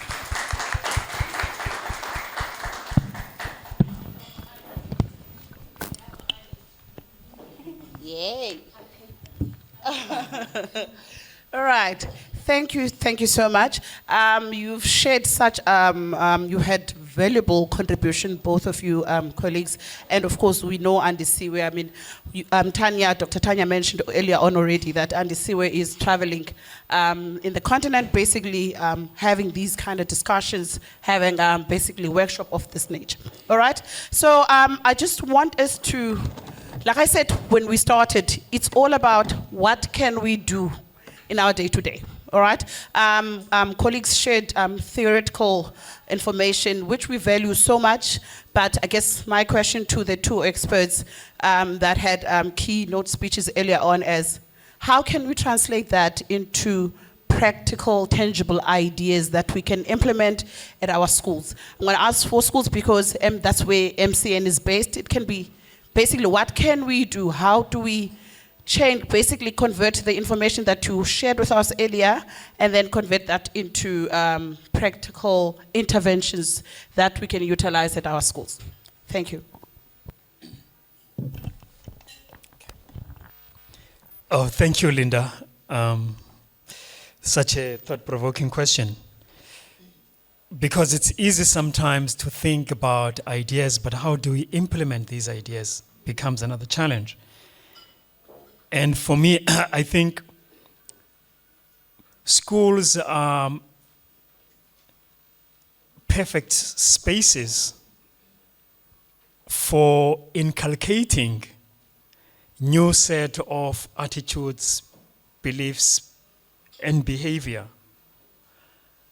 And for me, it starts at the level of programs. We don't do once-off events, but have sustainable programs that are ongoing and measured, so that at the end of the day, we can be able to look at the impact of these programs. So for me, it's not about a question of us from outside of the school coming in and implement these ourselves, but take students and the teachers to be partners with us as community-based organizations, as non-governmental organizations, so that the impact is maximized. The new culture that we want to inculcate becomes a whole school approach than us going and implement this program ourselves from the outside and then leave. And once we leave, then whatever we planted then dies within the school. So for me, it's about taking on board the learners and the teachers themselves, because sometimes you'll find that there are competing interests with these kinds of interventions that we bring into schools and the teaching and learning. So ours find that complementary effect, what we do and what the teaching and learning seeks to do, so that even the teachers themselves don't necessarily find what we're doing as competing with the core, because they teachers sometimes would say teaching and learning remains the core. So what we're doing is not in a way complementing the core business. So I think that also needs to shift a bit. Thanks, Tabang. I completely agree with you. I think Tabang has really mapped it out. I think workshops like we're having today, creating space to talk not only about gender-based violence, but those critical questions around how does gender and our ideas of gender shape how violence shows up in our society. These layers of intersecting and compounding inequalities, how do they shape our stories?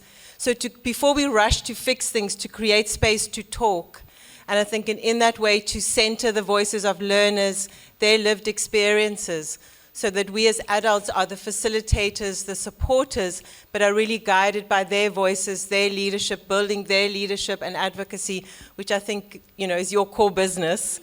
So really those principles of how do we engage. And then also you mentioned other stakeholders. How do we make sure that we have the support of educators who themselves may be carrying harmful ideas, and they may need some relearning, So it's also about those processes of learning, relearning, building, disrupting what is harmful. So I don't think it's quick fix work, but I think it is the work that needs to be done when we want to build that vision. So also creating with young people the kind of future they want, that imagination of what it is that they want to see, and then we build capacity strengthening programs, advocacy campaigns, all of those things around that shared vision. Yeah, thanks, Linda. Beautiful. Thank you, colleagues. I mean, it's very important that it starts with the learners, but we can't just target the learners. I like that Tabang mentioned that whole of school approach, getting everyone involved. All right. What are some of the obstacles that learners are faced with in GBV prevention? Perhaps we can start with you, Andisiwe. In your experience as the MCN coordinator here in the Bay, what would you say are challenges the learners faced with GBV? Thank you, Linda. So with working with learners, we have tools where the learners are able to identify and think and reflect on their school environments. And one of the tools we use is the safety mapping.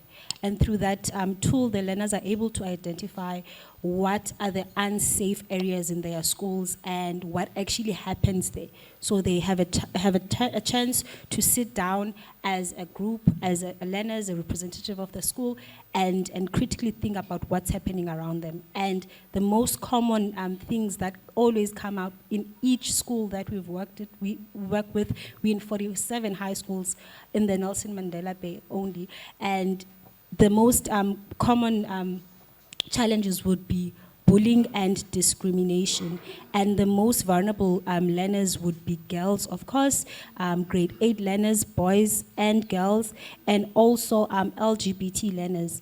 So in the list of vulnerable groups, you also find that learners with, traditional gifts are also being discriminated and bullied in our schools. So bullying is very dominant in our schools, and not just the whole bullying cycle, that other learners are also, supporting the main, perpetrators. So that's secondary bullying as well, that everyone is a bystander, no one is defending the bully, including the teachers. As Tabang said, that the teachers remain on, okay, our job is to teach academics, So if you guys are disrespectful and, it's not our job to intervene there, but then that's the reason why we say the whole of school approach is important when dealing with these challenges. And also, there is also lack of education and awareness when it comes to violence itself. So at times, learners really do not know that they are violating other learners. And I always say to them, they should not feel bad, because at the same time, at that age, they are only receiving, or they are at a receptive age, and they are products of their communities and their families. So, but then it's all about what do you do from now on, now that you know that you are violating someone else, now that you know that you are violating another person's human right, and always encourage them to not be defensive, but be grateful when someone tells them, no, man, you are breaking my boundary. Don't be defensive about it, but take it as a moment of reflection. Why does that person have that certain boundary? Am I breaking their human right? It could be that I'm triggering something to that person. So to be always in a, to be long life learners, that, okay, I don't know everything. I'm only 16, I'm only 17. Therefore, this is a chance for me to learn and relearn as well, because it's very important, and also unlearn some certain behavior. So bullying, discrimination, and also it's a challenge that they don't know much. Those are the main challenges that the schools face. Beautifully said. Thank you.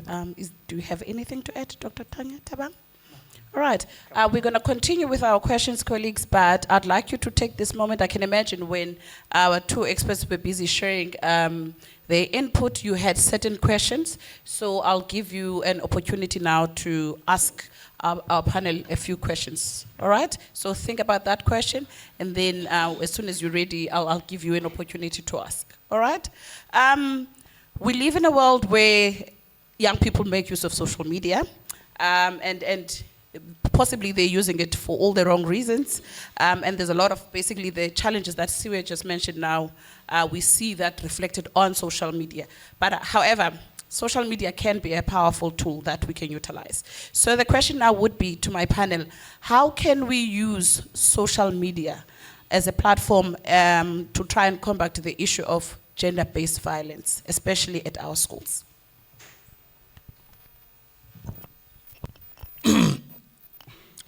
There are various ways in which we can explore the use of technologies, social technologies. And one of them is doing videos.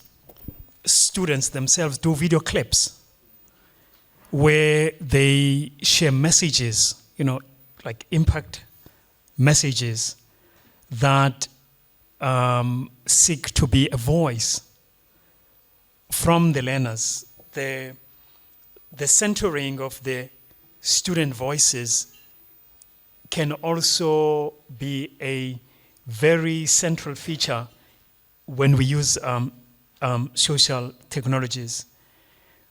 They do have now TikTok, and when we encourage students themselves to say, okay, let's do a video, it's GBV, it's 16 days of activism now.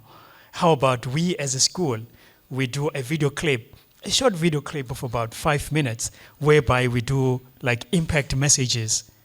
That could also be another tool. At one stage, we did a partnership with Street Talk. Street Talk, it was for the very first time, I think I need to share this. It was for the very first time that we were approached to do a video. And one of the things that was a learning for us when we did that video was the importance of authenticity. Because when we are not authentic, that comes across to those that are viewing.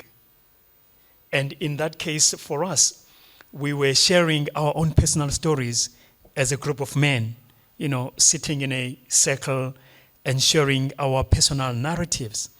And we find that tool very useful whereby we share our own personal narratives as men and become vulnerable, and to kind of bring that message across to other men that it is also fine and okay for us as men to be vulnerable, instead of us always, having to wear the mask, because that's how society has, taught us for many years. We've been, and we even learned how to master that skill of always wearing this mask as men. But sometimes it is also okay for us, to kind of take the mask off and become vulnerable, because that's being human. Because it's something that we need to encourage even boys within schools, that we have these life stories. Let's create spaces within schools and then share these stories through social media with other boys and men, and in a way that is normalizing the idea of us being vulnerable, as men and boys. I think that's my offering to your question. Thank you, Tabang. Absolutely, I agree. I think the only thing I would add is that, again, social media can be used to perpetuate gender-based violence, and I think it's also an opportunity for us, as you say, to disrupt that, to change that. So also calling people out when they are distributing and redistributing videos of a rape or an assault, to actually call out bystanders who are using social media to perpetuate gender-based violence. But also to your point, Tabang, just around really making, as young people, particularly seeing social media as a tool to share the stories that are also out there, to really showcase, as you say in the case of positive masculinities, but also femininities that are not conforming to harmful femininity stereotypes. So we create space where everybody sees, oh, okay, there's space for me. I see someone like me. So I think to kind of create space to feel like we all belong, and to disrupt these very limiting, very harmful stereotypes that are out there in social media. So I think that's very powerful. I think the other thing, and again, this is another whole workshop, but linking young people to resources. So someone may say, oh, I want to know more about sexual orientation and gender identity. Where are the chat groups? Where are the safe spaces? Where are the resources that I can find my way?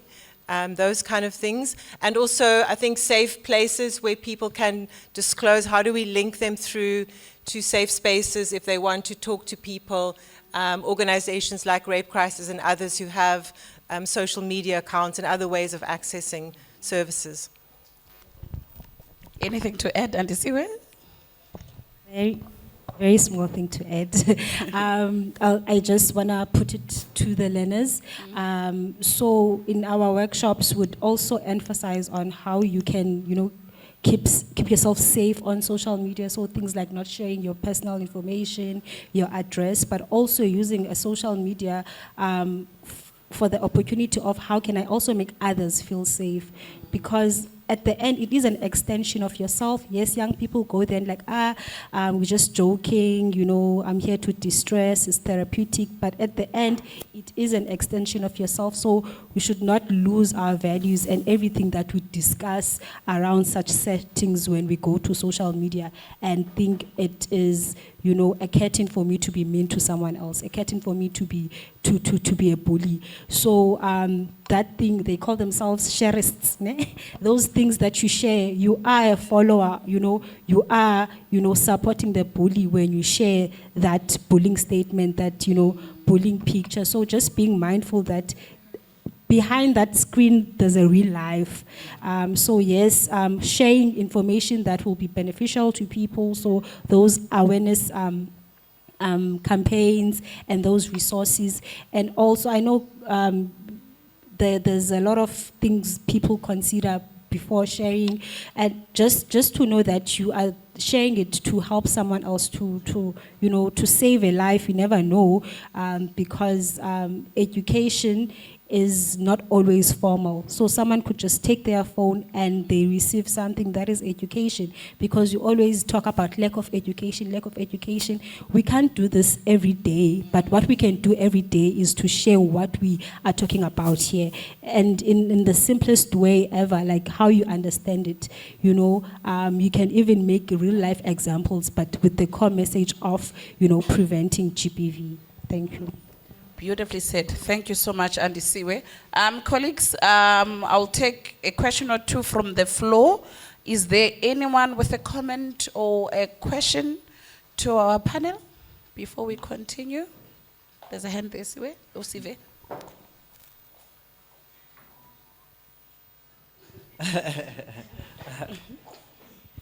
It's the question or comment. Sorry, we're filming this, so we need them. We need mics. Oh. We need to be able to hear you. Can you please use your mic? Mic check, mic check. Thank you. Want to speak now? The question or comment is directed to Mr. Quinch and Doc. Both of you shared linkages in equality and apartheid. So in relation to GBV, there is a doer and a receiver. So in terms of, I come back from a social work perspective as a therapist and intervention in early interventions. So we work with the victims and we work with the perpetrators.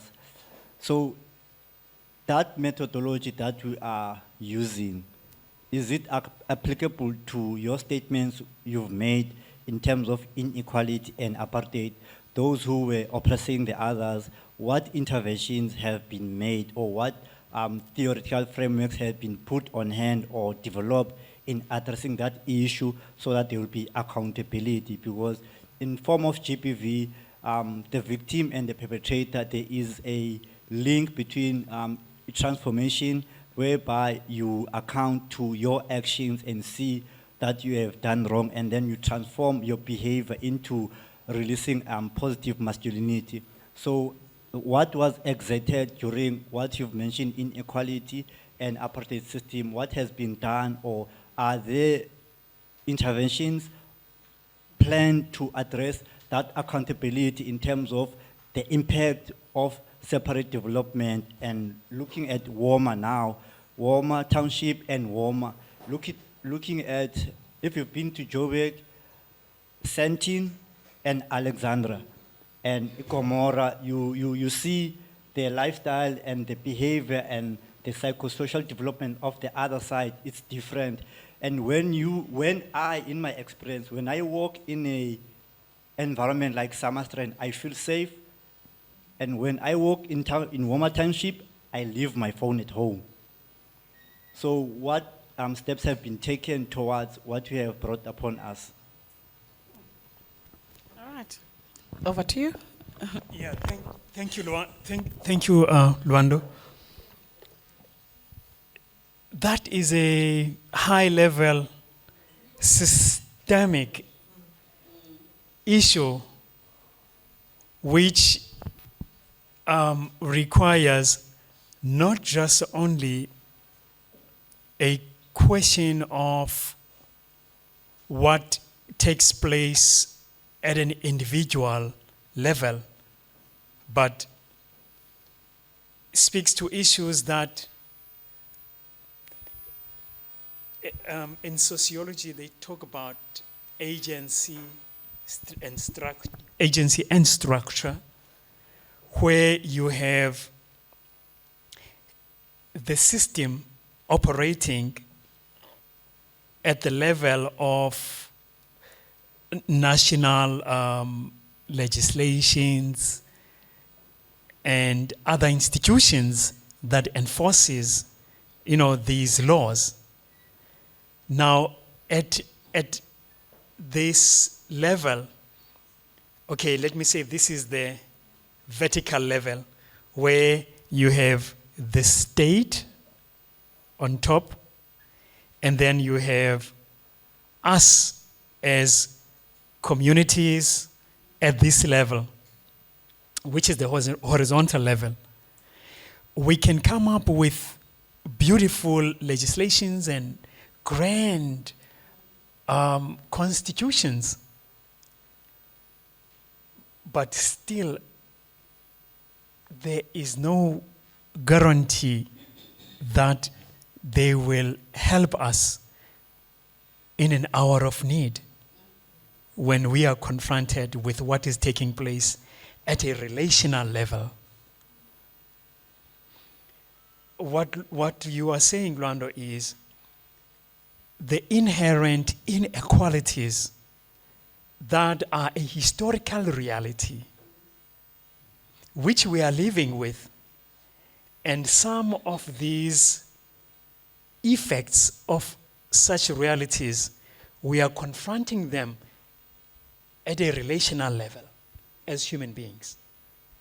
But they have been structured and fully entrenched as a system.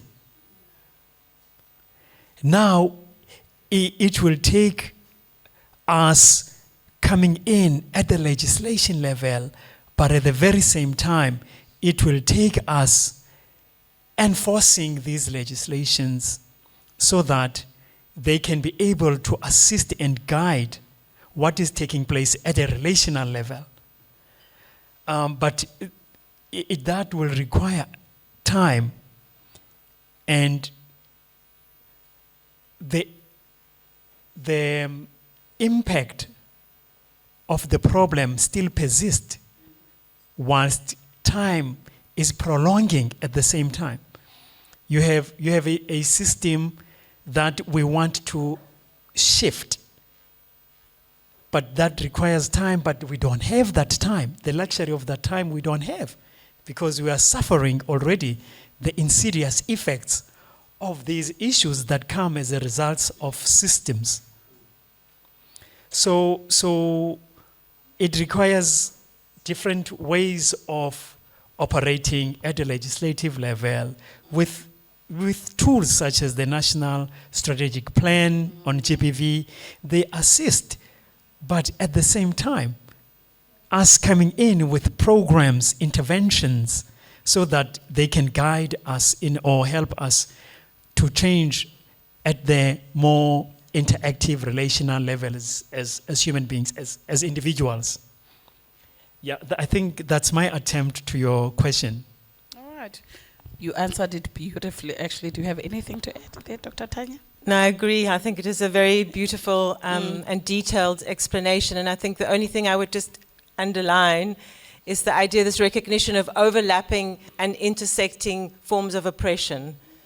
You know, that we recognize that, we start with that. And as you're saying, Tabang, across all levels of society, we all have to work together. It's all our business. So, and to understand how the work of the policymakers, those in DBE, need to be supportive of the work that we're doing in Gqeberha, you know, or wherever we are. So it's that kind of, it's not just one sector of society and not at just one level. That really requires the whole of school, the whole of society, all the time. Thank you. And critical thinkers like Lonwabo, eh? Oh my God. And we don't have enough time for all questions. Can we take just two questions, please? So we already had a person from that table. Do you mind terribly if we move on to the next table so that everyone is represented? Hopefully they ask your question, you never know, you know? Can we go to that table and then... So we'll take two questions. I am so sorry, but feel free to ask those questions to the panel even after the program is done. So just grab them by the hand and say, please, ma'am, I need an answer to this question, all right? So over to you, ma'am. Okay, so this is for everyone. So we went out and we went to places and we asked people, do they know what GBV is? And most of them didn't know what GBV is. Like when we explained it to them, they even didn't know. So for us to make awareness, how do we do that more so they not the whole world, but most of us can know what GBV is, because they are only thinking about it a physical side. They don't know that it's more than just a physical GBV. So for us to be like having awareness for them, how can we do that more? So basically, how do we simplify it for everyone to understand? All right, would you like to take that question, Siwe? Was that a hand? Sorry, I thought that was a hand. Anyone who's ready to answer this question, actually. I'll be short. I think the work that you're doing is the work that needs to be done. So thank you for doing that work. I think this work isn't easy. And it's difficult to measure success when you're trying to shift consciousness, when you're trying to raise awareness. But I think and because gender-based violence becomes so normalized, it's almost, people can't imagine a different reality. So I think sometimes, you may feel frustrated. I can hear a bit of that in your voice. And I think it's about just recognizing how it's in the air we breathe, it's in the institutions we live in, and to change that takes time. But also to have spaces for you that you can share with your peers to say, yo, that was difficult, but who else can we talk to? So I think creating safe spaces amongst your peers, because you don't want to put yourself at risk as well when people start attacking you for raising consciousness. So I think creating circles of consciousness, safe spaces in our schools, with our families, with our neighbors, and then in our organizations to begin to shift, because I think it is challenging work. And you're doing the work that needs to be done. Thank you. Just to add 1 minute, don't be discouraged, right? Because I think one of the speakers did mention that it doesn't happen overnight, it takes time. But you should know that you planted a seed, and it will grow. So remember the pyramid, it is those things at the bottom that we must work on so that we don't see the ones at the top. And sometimes people do get defensive because they see themselves as perpetrators. So it's not easy to say, okay, I understand. But then if you planted a seed, they'll go back, they'll reflect, and especially if we live by example and we model what we want to see. So don't be discouraged. Beautiful. Anything to add there, Tabang? Just a few words. These pamphlets, they also help.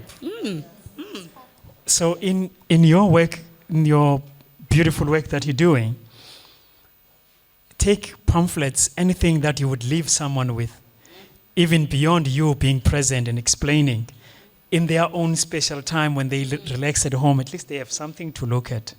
So pamphlets, and make them as simple as possible. And the language that we use, like this one, this has been a very simplified pamphlet. I love it. The design, the images, the beautiful coloring, because we have to make these documents appealing to everyone. So pamphlets also help in the work you're doing in terms of raising awareness. Speak out.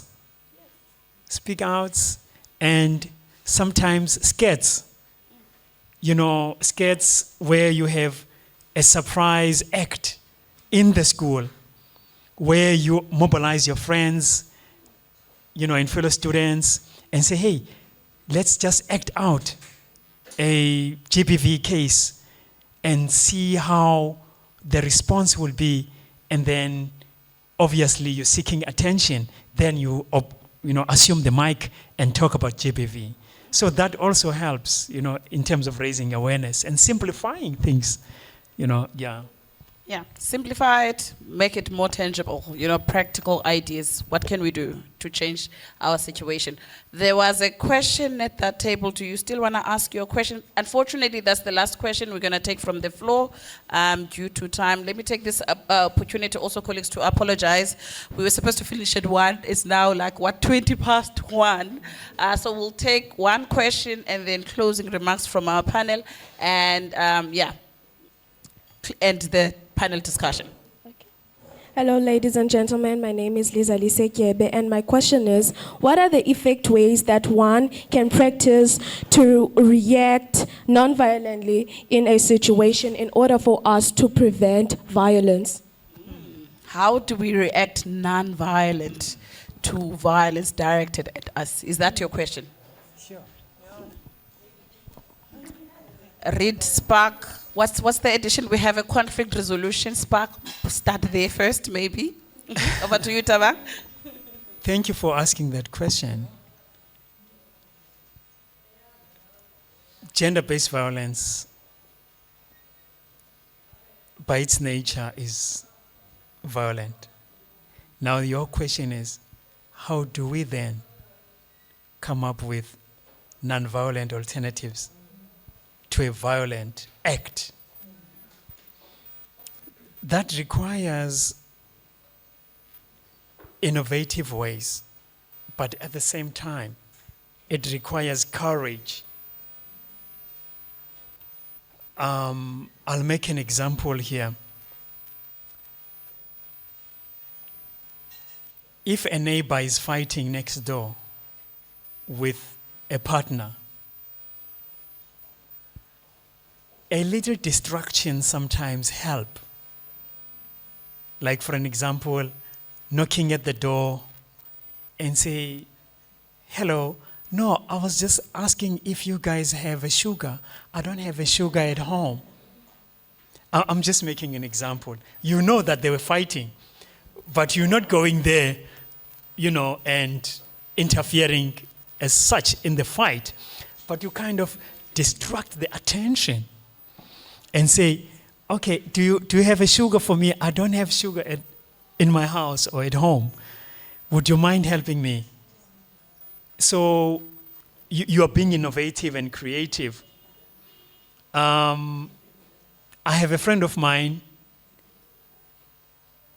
He approached partners that were fighting next door to his house. They were ready to kill each other. They both have firearms. And then he was so bold, he was risking his life. He went to them. He knows them intimately. He knows both of them because they've been neighbors for years. And then he said to them, oh, instead of fighting, why don't you just shoot me? Here am I. Instead of shooting each other. And obviously they don't have any anger, towards this person. So he was banking on that the likelihood of them shooting him are very slim, And they then diverted their attention towards him now, and the boldness that, he presented to them. I'm suggesting that innovative ways of trying to divert attention from the two people that are fighting helps, because that's a non-violent alternative. Sometimes you don't have to be confrontational. Sometimes you may not address the issue up front because the anger might be leveled towards you, but find creative and innovative ways without necessarily imposing yourself and, interfering. That can come at a later stage, but it requires a little bit of creativity. Even, for an example, within the school setting, two students are fighting, and then the question is, what do? You see your fellow students fighting now in front of your eyes. How do you non-violently, intervene? That requires a lot of creativity. So you can come up with many ways, but not at the same time putting your life in danger. Because when we getting ourselves into violent situations, we might be on the receiving end as well of such violence. And because we know that violence is not only physical and it can be an ongoing thing, so to equip yourself with conflict management skills is also important. We have a Spark magazine on that, and also just to promote healthy relationships, because it will come back to you now. So how self-aware are you, to be a violent person? Because sometimes it's a matter of people are not aware of themselves. And we have a Spark magazine on that as well.